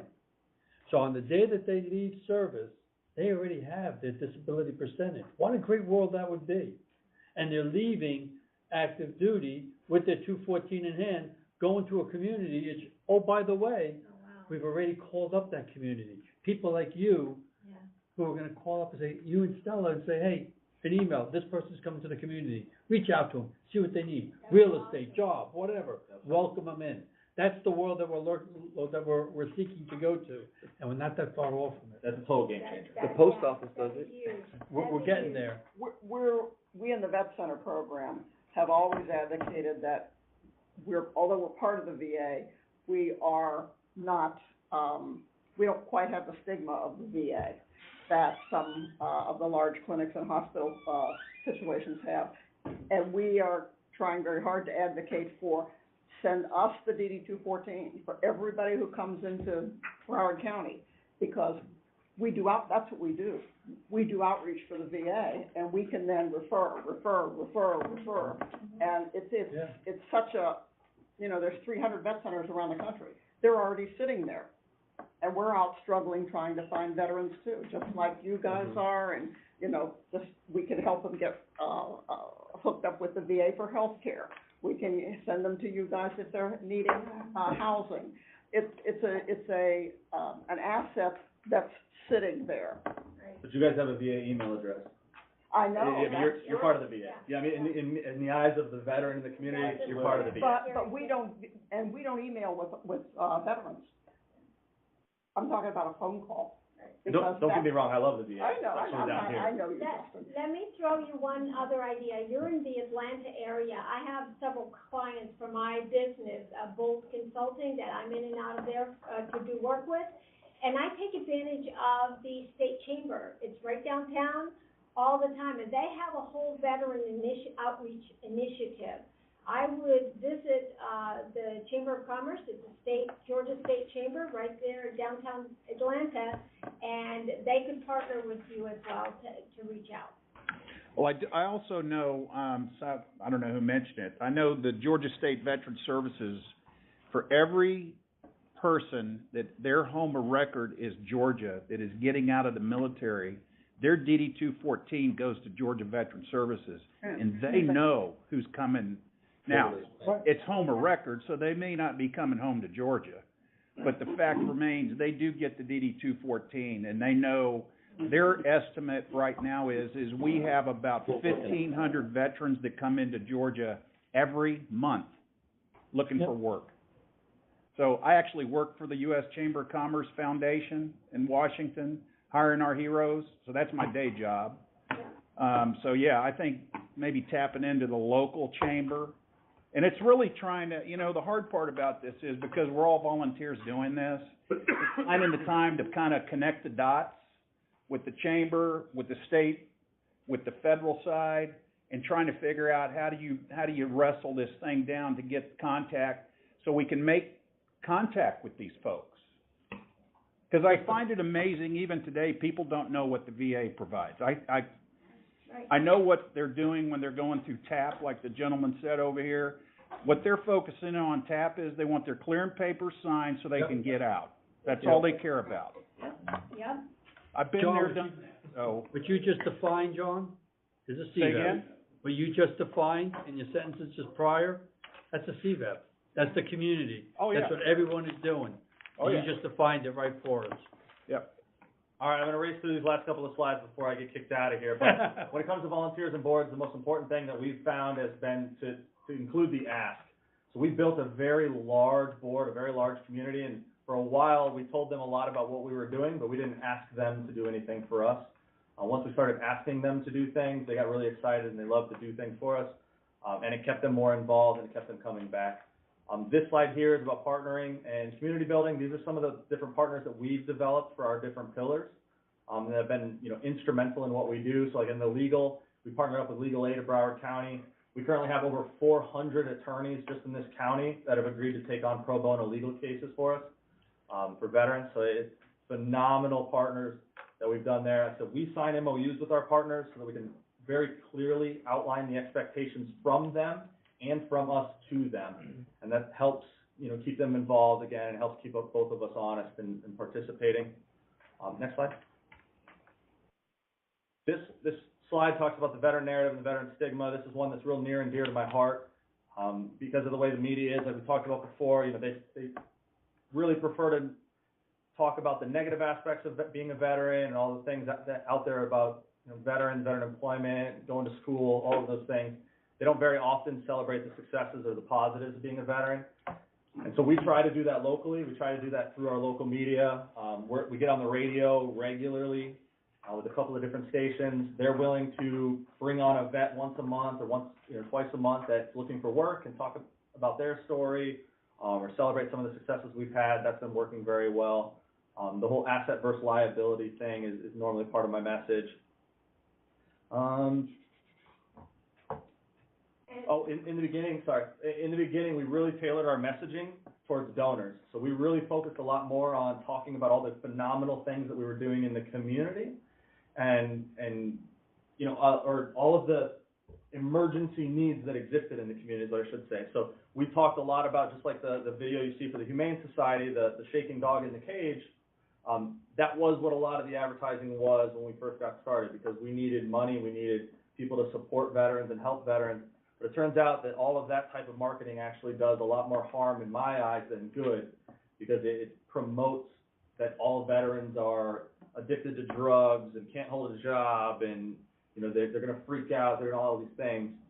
Obviously, that's not the case. I understand that, especially from the nonprofits, that is a piece, and it has to be included somewhere, because you need the donor money, and I get it completely. But we also need to spend at least as much time, if not more, celebrating the positives and the successes of the veterans that are out there. And if I could just end with one comment as well, we spent a lot of time talking about some individual needs of services for our veterans, I think, which are all extremely important. But we can't neglect, as you move forward, the infrastructure, and be very intentional also about building that infrastructure, building your volunteers, taking time to invest in them in their leadership skills, do some volunteer development, orientation, and do a self-assessment on how you're performing as a board or an advisory council or however you're structured. Go through that assessment process on a regular basis so that the performance for all of this work will get done and move forward if you're in constant communication and development as the leaders organizing and moving these agendas forward. A strong strategic plan is necessary as you build your leadership around that. So. And my ask from the Veteran Engagement Board and the Veteran Experience Office would be that there's some sort of forum that all of us can share this kind of information, some sort of communication platform other than 145 people on an email chain. If there was a place that we could upload these slides and that people could ask, hey, what are you guys doing for community involvement, for community engagement? And if we could share, hey, here's what we've been doing, here's a slide, here's a picture, and other people could do the same, you know, one gathering point of all that stuff, that would be amazing. We do have a website as a community engagement part of VEO. We could look into making that broader. You know, once again, we're new. I get it. And in all honesty, we relaunched ourselves on 1 October after we started in 2015. 1 October, we have this new format and good words of advice. This is why we love listening to these networking events, and we'll take action to see how we can try to get a better open forum. And I just want to say kudos to all of you serving our veterans. Yeah, so we are very close, if not over time. I want to be respectful of the rest of your day. There are a couple of things I do want to cover, though. First, thank you everyone out there for your time and your support. At one point, we were well over 200 engaged on this, and that includes some groups that are anywhere from 4 to 18 people sitting in a room. So who knows how many we had today. This is the end of the beginning. This is the time when we initially see each other's faces. We talk about some of the things that we're proud of. We talk about some of the things that are challenging us. And we get ideas from colleagues and other veterans advocates in different areas that can assist us in helping veterans. So Justin hit it on the head. We need a forum for the Southeast CVEB leadership to be able to blog and be able to talk quickly back and forth and share documents. The VA cannot provide that. You know, we have specific rules and regulations. But Justin seems to already have done that. That's right. Sure. So this is the end of the beginning. We now can start the next phase of that. And that is open and sharing communication to develop trusted relationships, not only between colleagues who have volunteered their time and their efforts to serve on and lead these veterans engagement boards, but also others that would like to be a part of the concerted effort and the partnership in individual communities. So I want to thank Tony Davis, who is at the Jacksonville location.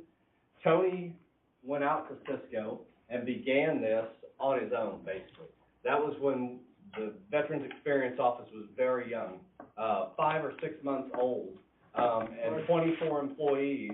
Tony Davis somehow got Cisco, this probably billion-dollar corporation, to give free space and their capabilities in conducting these telepresence events for the North Atlantic District networking event. At that time, Jim Worski was the only executive director because that's all there was North Carolina to Maine Veterans Experience Office. And we were building the airplane in flight, and Tony Davis went out and figured out how we partner with private industry to provide teleconferences that would be a positive impact on our communities and bring people together.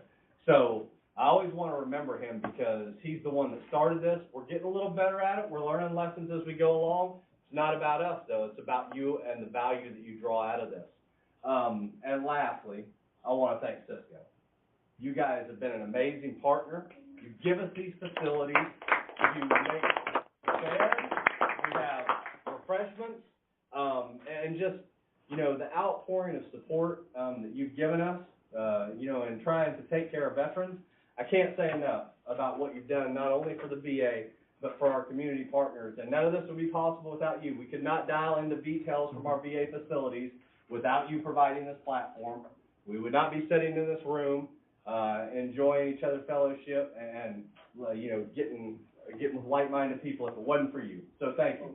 We appreciate it. It's the least we can do, right? We thank you for your service and for the things that you're doing for the vets, and obviously all the things that the vets do for our country. So, And lastly, I'm over time, so I'd like to turn it over to retired Army Colonel James Worski to close us out. Thank you, sir. Thank you. Just in a couple of minutes, Eric, once again, as the Executive Director for Community Engagement, thank you very much, and thank you for Cisco for hosting this.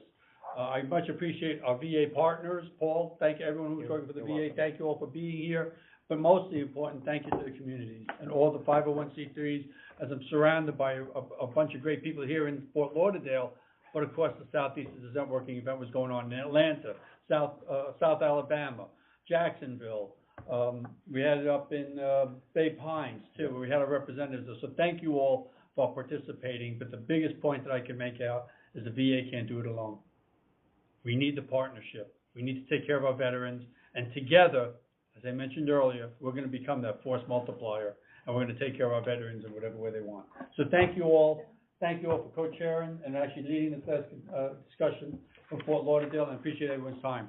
Drive safely, be careful, see you soon. Thank you. Online data tool that's been developed by two entities here at Purdue University, and I should be able to move forward. There we go.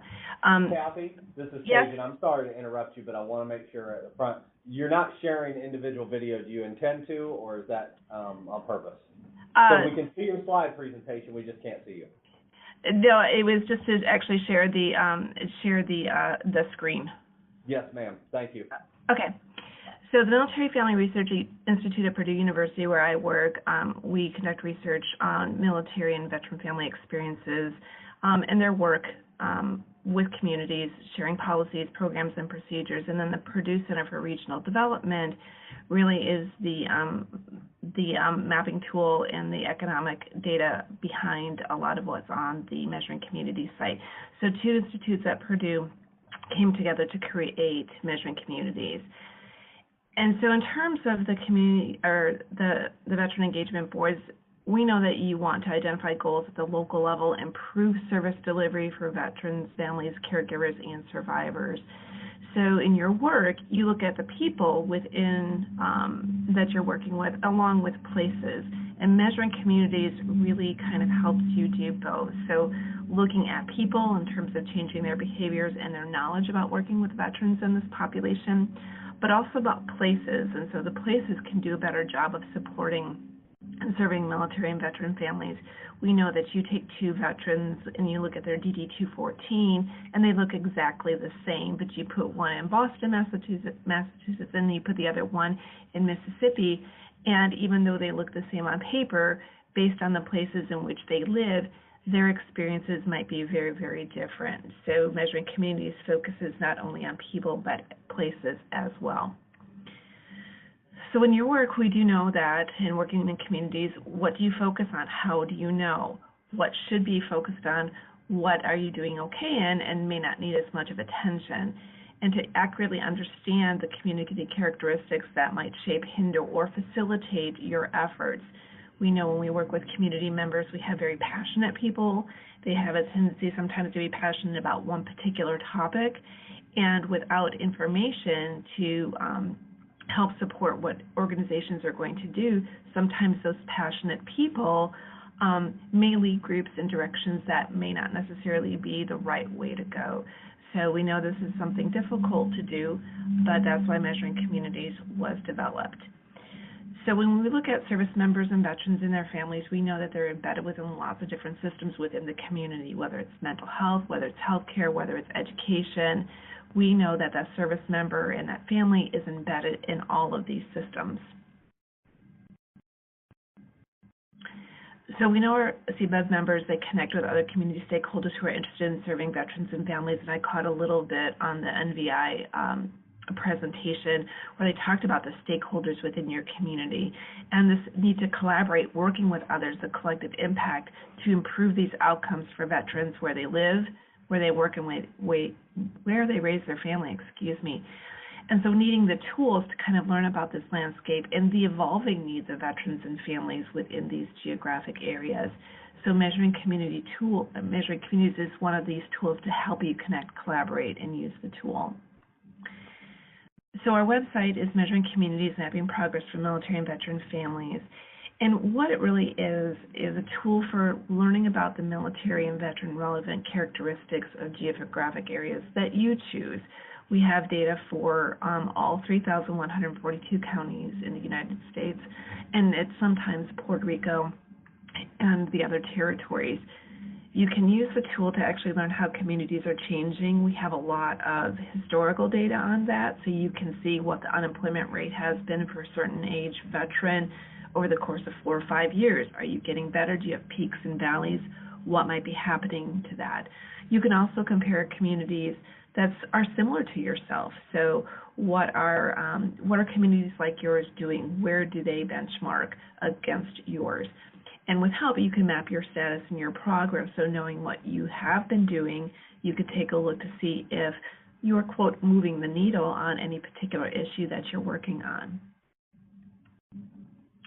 So within the Measuring Communities site, we have data in 10 different domains, and a lot of these are very similar to the community blueprint and other community mobilization efforts across the country. So you can see the icons here, everything from K through 12 education to finance to community to demographics and legal, and the icons pretty much are self-explanatory. So in each domain, there are several indicators or statistics that are readily available. And these data sets really come from a lot of multiple governmental agencies, and so a lot of it can be open source that you can go find yourself, but we put it together so you can actually look at multiple indicators or multiple statistics at one time. They include the most recent data that currently available, but depending upon the data source and when it's published, it may be a year or so behind. So, for example, the VA just published their new population data this past month, but that was 2017 data. We don't have 2018 data. So it is the most currently available. Every time a data source gets published in terms of updated, we go in and within a month we actually update all of the indicators that are based on that data source. We do add indicators regularly depending upon what are the needs of the users and other things that might be of interest to those using the site. And they deal both with the veteran characteristics and the general community characteristics. So a lot of times you'll see information about veteran unemployment or veteran poverty, and you're given a number. So for example, maybe in an area, the unemployment rate for veterans 18 to 34 is 17%, and oh my gosh, isn't that awful? Yes, that is. That's not a good number. But you also have to take a look at the civilian characteristics within that community to find out how the veterans really are in comparison to their civilian counterparts. So maybe in that community, the civilian unemployment rate for that same age group is 25%.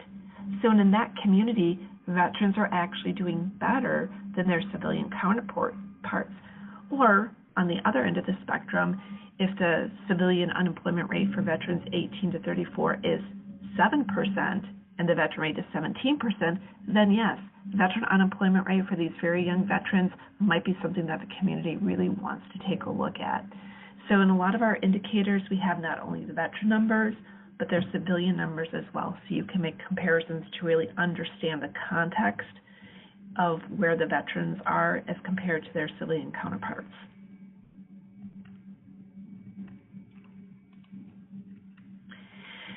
So what can the tool help you do? You can look up and download data for geographic areas of your choosing.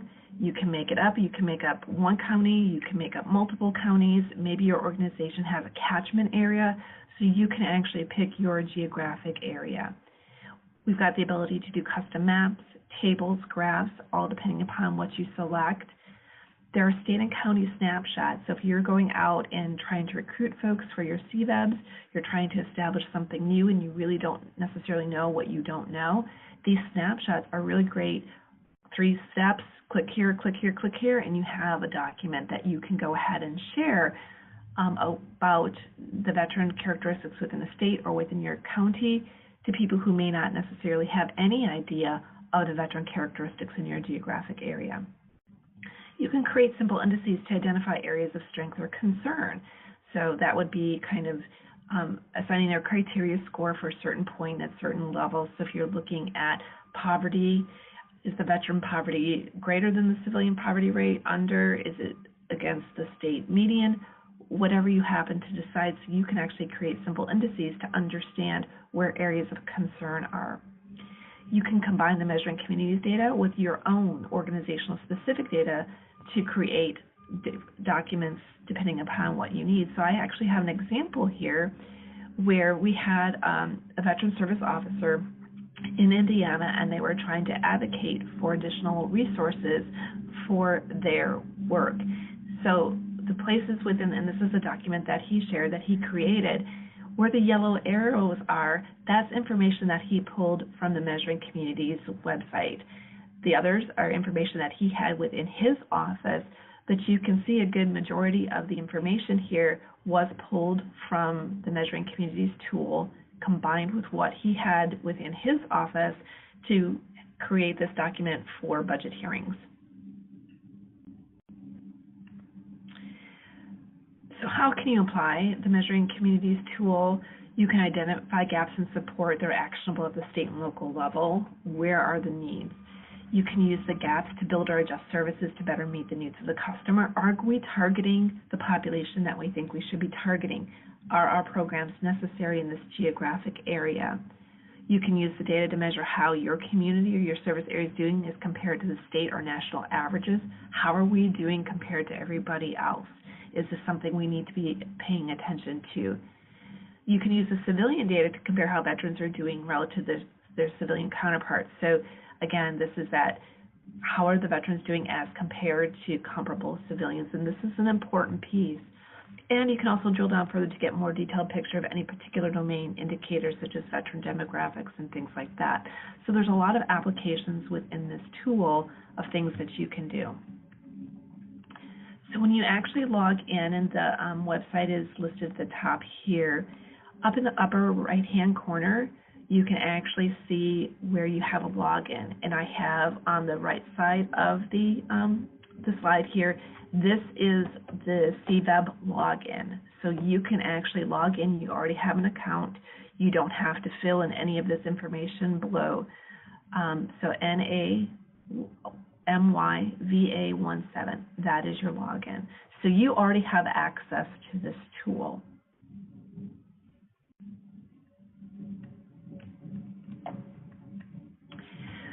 When you enter the site, you actually can enter 3 different ways. So at the very top, explore by topic, there are the 10 different domains that you can choose if you want specific information on housing or behavioral health or finance or medical care. At the bottom, that gold box in the middle, that's the state and county snapshots. You actually can just click that on and you can get to the snapshots. The box on the far left on the bottom, the master map, this is the most complicated, for lack of a better term, section of the website because it actually has all of the topics. So we actually encourage you to go and actually look at 1 or 2 specific topics first and learn how to use the map before you actually enter the master map, where you actually can compare domains against each other. But there are 3 different ways to enter the site. So one of the quickest ways to get data is this state and county snapshot that I've been talking about. It's a standardized look at selected state or county level. So if you actually have multiple counties that you work in, all of these reports will be very similar in nature, but obviously the data that is pulled from the site is going to be different. But at this point, it takes just 3 clicks to generate the report. So you can take this, you can print it off, you can save it as a PDF, and actually take these with you to when you go to different areas so people can begin to understand some of these veteran characteristics within their individual counties. So we can take a look at one example just in terms of what kind of information you can get. And so one of the questions that we kind of get is, how does this disabled veteran population look like in my counties compared to neighboring counties? So I actually have, I believe this is actually Illinois, but you can use the medical domain to find the disability table. So we have veteran disability ratings. You can select your indicators and then select your state in the data fields, and then check the counties that you wish to view and the current year, and you can create a table. So this 1 through 6 is really step-by-step. Click here, select this, and then this is actually what you get when you update the table. Now, if it has a blank here, that means there's not enough information or there are no recorded folks within these disability ratings. A lot of times these are estimates, so with a margin of error, there may not actually be any within that particular disability rating. So you have a table. You can download the entire table, you can download selected fields, and you can begin to create your own customized spreadsheets, because it does download an Excel spreadsheet, and then you can begin to do calculations based on what is the state average, what is the ratio, lots of different things you can do with this data. You can also graph it and make your own, actually here you can actually combine with veteran population, and then you can create visuals. So I actually have that here. So you can take all the data from the spreadsheets and you actually can look at veteran disability ratings. So you see the counties here and the total number of veterans within that county. We've got Clay and Edwards and Richland and Wayne, but you can see with these red arrows, okay, these might be areas of concern in terms of it's a much higher percentage than all the other counties. But then here, within the green, and there's also one here in Richland, that we don't have veterans of this particular disability, so that may be something else that you can take a look at. But when you graph it visually like this, you pull the data, create your visuals, and that also can help you in terms of where you are, in this particular case, the veteran disability rating and how you compare to neighboring counties. So that's actually just one example of how you can use the data that's on Measuring Communities. So we do have an online report that provides kind of this national look at the state of military and veteran families. You can download the report. It is on the website. There is an enhanced report that you can take a look at that actually when you go into a page, there are hyperlinks here on these gold bars that actually bring up more information and more visuals. So we actually encourage you to go look at the enhanced report. So that's just a really very, very brief tour. And so I would go ahead and welcome your questions and comments.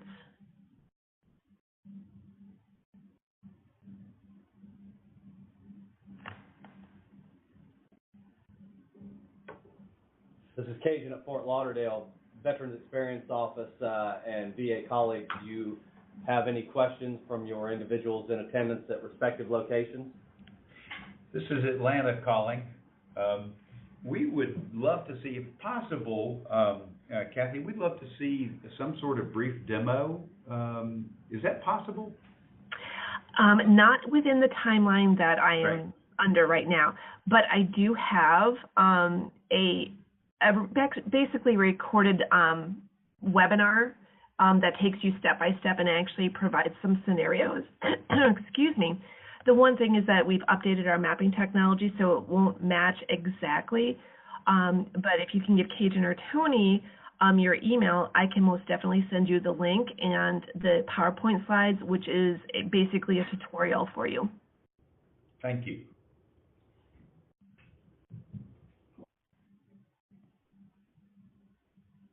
I just started playing with it, maybe. Yeah, this is Matthew in Atlanta. I did have one quick question, a technical question. And with this map, you said there's a customizable function. So, for example, is it just the county, just the state, or for the Atlanta area, for example, the Atlanta MSA covers 27 counties. Can I go in there and create a customized map of saying this is what all 27 counties look like and just cluster that? It can, depending upon which indicators you select. So indicators can be at state level, they can be at county level, and there is a charting tool within the map, and you can actually create boundaries and then pull up bar charts with those particular counties. So there is customizable map features on there. Okay, excellent. Thank you. I think I saw one comment about what is the cost that came through. There is no cost at this time for use of the site.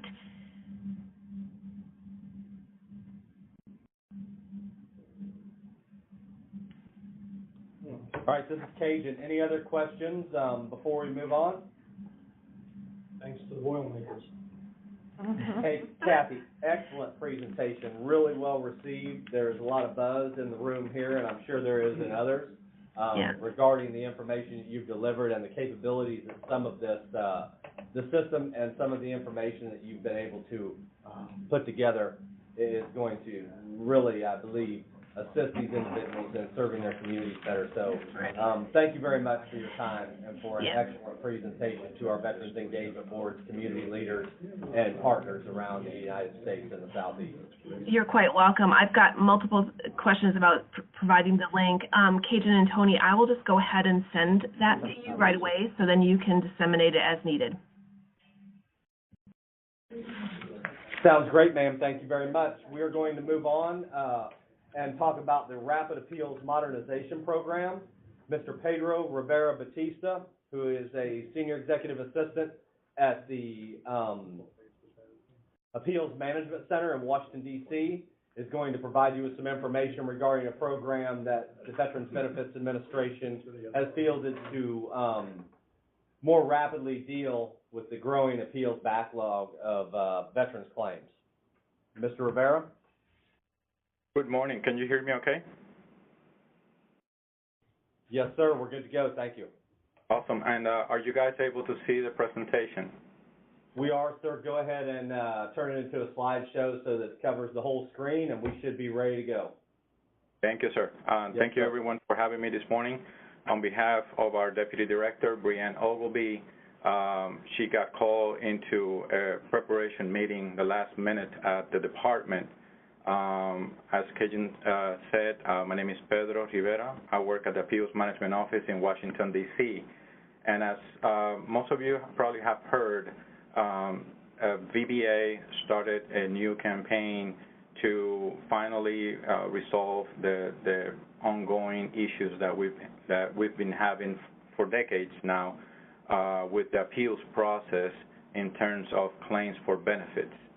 To give you a very quick understanding of how this happened, back in 2016, when VBA finally was able to get a hold and control the rapidly increasing numbers of VA claims, then as a result of processing more and more claims, then we started receiving more and more appeals. Veterans who disagreed with the decisions that they received from VBA. The appeals process is widely known that is so complex, so very hard to understand. It takes so long that it was easy to understand that needed to be revamped. In 2016, a lot of SMEs were called from the Board of the Veterans Appeals and the Veterans Benefits Administration, and they got together to, also with stakeholders, VSOs, and other partners, to come up with what we thought, or we're hoping that it will be a solution to the appeals process long time issues. As we move along to slide number 2, you'll see how the appeals inventory has grown over the years. Hey, Pedro, this is Cajun. Sorry to interrupt. Can you please turn it into a slide presentation so that it will go full screen? Okay. How about now? Perfect. Thank you, sir. All righty. Sorry about that. So from 2001, when we had just under 100,000 pending appeals, as of FY17 had multiplied 350% to over 450,000 appeals. Needless to say, it was a no-brainer. We had to address this issue rapidly. Some of the more common issues that everyone agree we were facing in terms of the appeals process was that it took too long. An appeal under the current process, or as we call it, the legacy process, could take anywhere between 3 to 7 years, and in some cases, even a decade. Additionally, everyone agrees that the process was really, really complex. Veterans were very confused about their rights, about their process, about the timelines, some of the deadlines that they had to submit evidence, et cetera, et cetera. So those two, the time that it took to process an appeal beginning to end, and the complexity of it, those two were the main reasons and the main factors that we tried to address with the new Appeals Modernization Act. This is a flow chart. I think it speaks for itself. It shows the current legacy appeals process. In here, if I could ask you to look at the top right-hand corner where you see the key or the legend. So it explains everywhere where you see a little circle, that's a point in the process where a veteran will receive what we call duty to assist. And for the most part, what this means is that a veteran will have a length of time to answer back to whatever communication he or she received. This could be a 30-day or 60-day lapse in the process to await for the veteran to respond. Also, the orange or peach color squares, we call those appeals churn. Those are steps in the process where the veteran answering back to us could very easily send the process backwards, and in some instances to start from the beginning. Blue squares represent moments where in the process we make a decision. And again, every time that VA makes a decision for claims for benefit, in this case an appeal, the veteran has the right to disagree. So potentially the process could go back to square one. This flow chart is widely known, and it clearly shows how complex and the process is.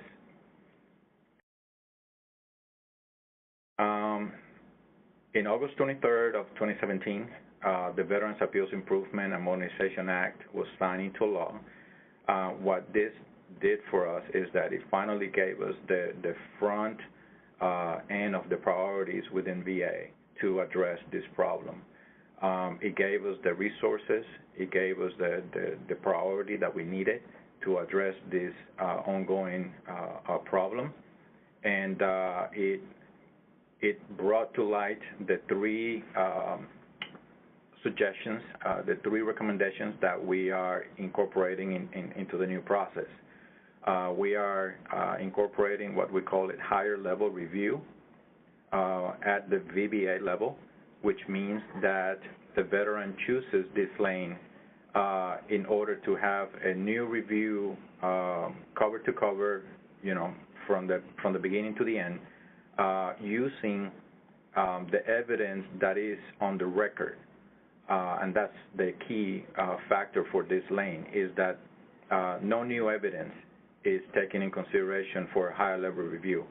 It's just an overall review by a much more experienced adjudicator of the evidence that is in record, and a decision is made to whether make a new decision or uphold the previous decision. In terms of the supplemental claim provides the veteran an opportunity to introduce new evidence. Perhaps during the appeals process it's noted that new evidence would help resolve the claim or the appeal on behalf of the veteran. And in these cases, the supplemental claim proves to be the best lane for the veteran to address the appeal. If we are not able to address the veteran's case within VBA using a higher level review or a supplemental claim, then the veteran has always the option to also send their appeal directly to the Board of Veterans Appeals, and that being the third option that we are extending for veterans. Keeping in mind that all these three options are to be handled in much faster fashion. Here you can see the 3 lanes explained more thoroughly. The 2 lanes that are under the umbrella of us at VBA, and then the 1 lane that is handled by the Board of Veterans Appeals. The 2 lanes within VBA are being handled on average in less than 125 days, and the 1 lane that is at the Board of Veterans Appeals is handled in a year or less. And even with these timelines of up to a year at the board, it's still a great improvement from the 3 to 7 years on average. This is the comparison. This is the new flow chart for the process that we are introducing. If you follow with me on the left side of the slide, the veteran comes into VBA with their claim. A decision is rendered, at which point, if the veteran does not agree with that decision, they have potentially 3 options to choose. As I just explained, the higher level review, which takes a brand new look at the evidence on record, and it renders a new decision within 125 days or less. A supplemental claim, just in case that the veteran likes to introduce new evidence to support their case, and those claims are also handled in about 125 days. And lastly, if the veteran chooses to bypass VBA and go directly to the board, they can also do it as well, and those cases are being handled in about 365 days. At each point, if you notice, there are green arrows pointing that after each decision, if the veteran still doesn't agree with that second decision, they can go to another lane and perhaps present their case in using that other lane's criteria. So, for example, the veteran chooses the higher level review first, and within 4 months on average, they get a decision. That decision is still not what the veteran feels is right for him or her. Then they have the 1 year to then apply to go into the supplemental claim and perhaps introduce more evidence. We will then decide that supplemental claim within 3 or 4 months again. And yet again, if the veteran still does not agree with the decision on that supplemental claim, then they have the option to go back to the higher level review or just take it up a notch and go to the appeals, to the Board of Veterans Appeals. People often ask us, so what is so different if the veteran can continue to jump from one lane to the next, potentially, forever? And the answer is very simple, but it does make sense. Just the fact that the veteran is able to receive a decision much quicker, it has proven to satisfy many veterans a great deal. We often hear that veterans, after waiting 3, 5, 7 years, 10 years, to then receive a letter saying your appeal was denied for these reasons, we often hear, well, gosh, I wish you would have told me this 7 years ago, and I would have done X, Y, or Z. I would have gone in a different direction. So just the fact that they are receiving much quicker decisions, that alone has proven to be extremely well received by many veterans. Also, the new lanes, higher level review,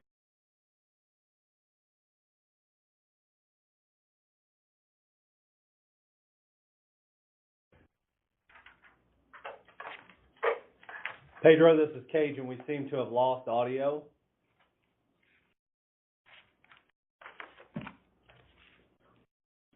We're going to give it just a minute here. Does anyone have any questions regarding what has been covered so far for the Rapid Appeals Modernization Program by the Veterans Benefits Administration?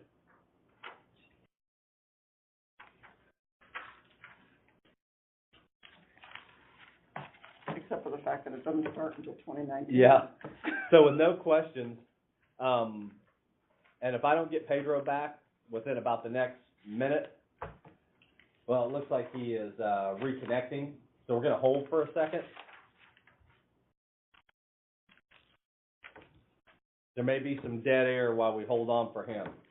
In about a minute or 90 seconds, we're going to transition into the CVEB best practices. Panel. All right, you back? Yes, sir. Can you hear me? Yes, sir. Let's advance those slides to current, and we'll go ahead and continue to end. Thank you, sir. I apologize for that. Let's see, where were we? I believe we were on this slide explaining the new flow chart, which is significantly easier to look at than this one.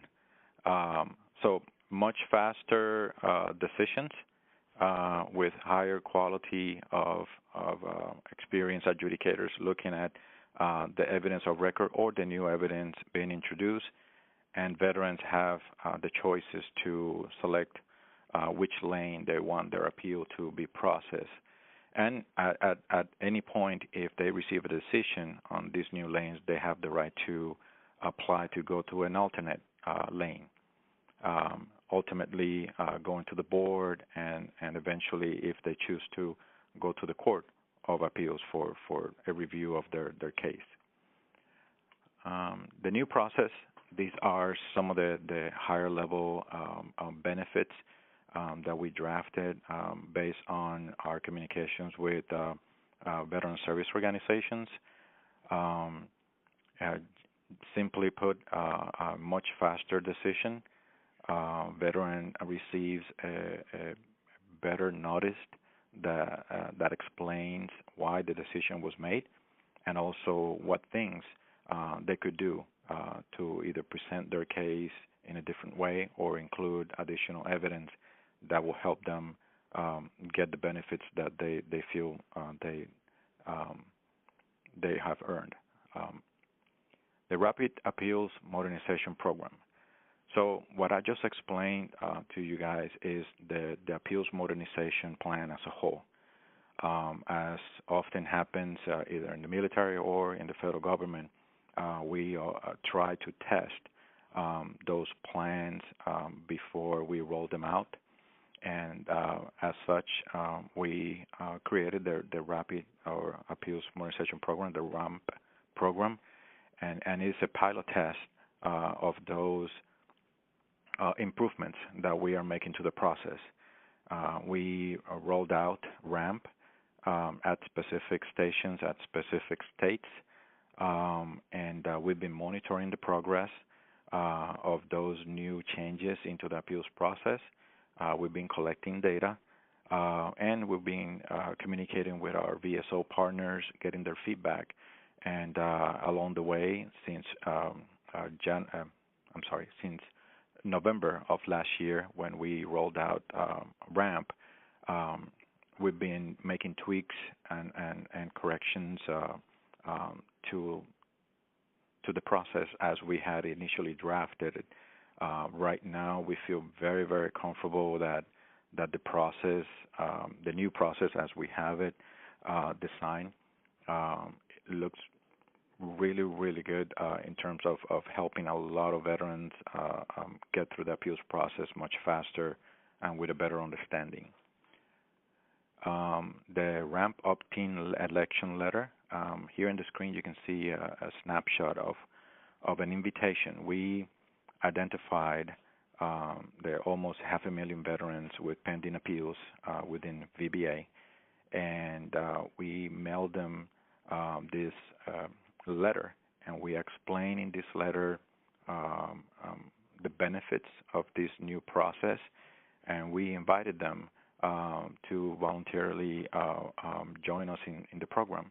And right now, and I'll show you guys some data in a couple minutes. But we have received a significant amount of veterans opting into the program, and for the most part, I will say almost 60% of the veterans that have opted in, they have received favorable decisions, and it all starts with their election using this form. This form was designed with this barcode that you see on the top left-hand side. That barcode is allow us to route the election forms and filter them from the normal appeals applications that we received in VBA. This slide explains more in detail the ramp, supplemental, and higher level review lanes. Again, we are testing out the plans that we have to improve the process. In order to keep track of all the veterans that opt into the different lanes, we assigned what we call an end product, or an EP. Is our way to keep track of how many options are in each category, supplemental claims versus higher level reviews, that will provide the necessary feedback that we will need in order that make sure that comes time to do a full implementation, that we have addressed all of those little kinks in the process early. Continue to next slide.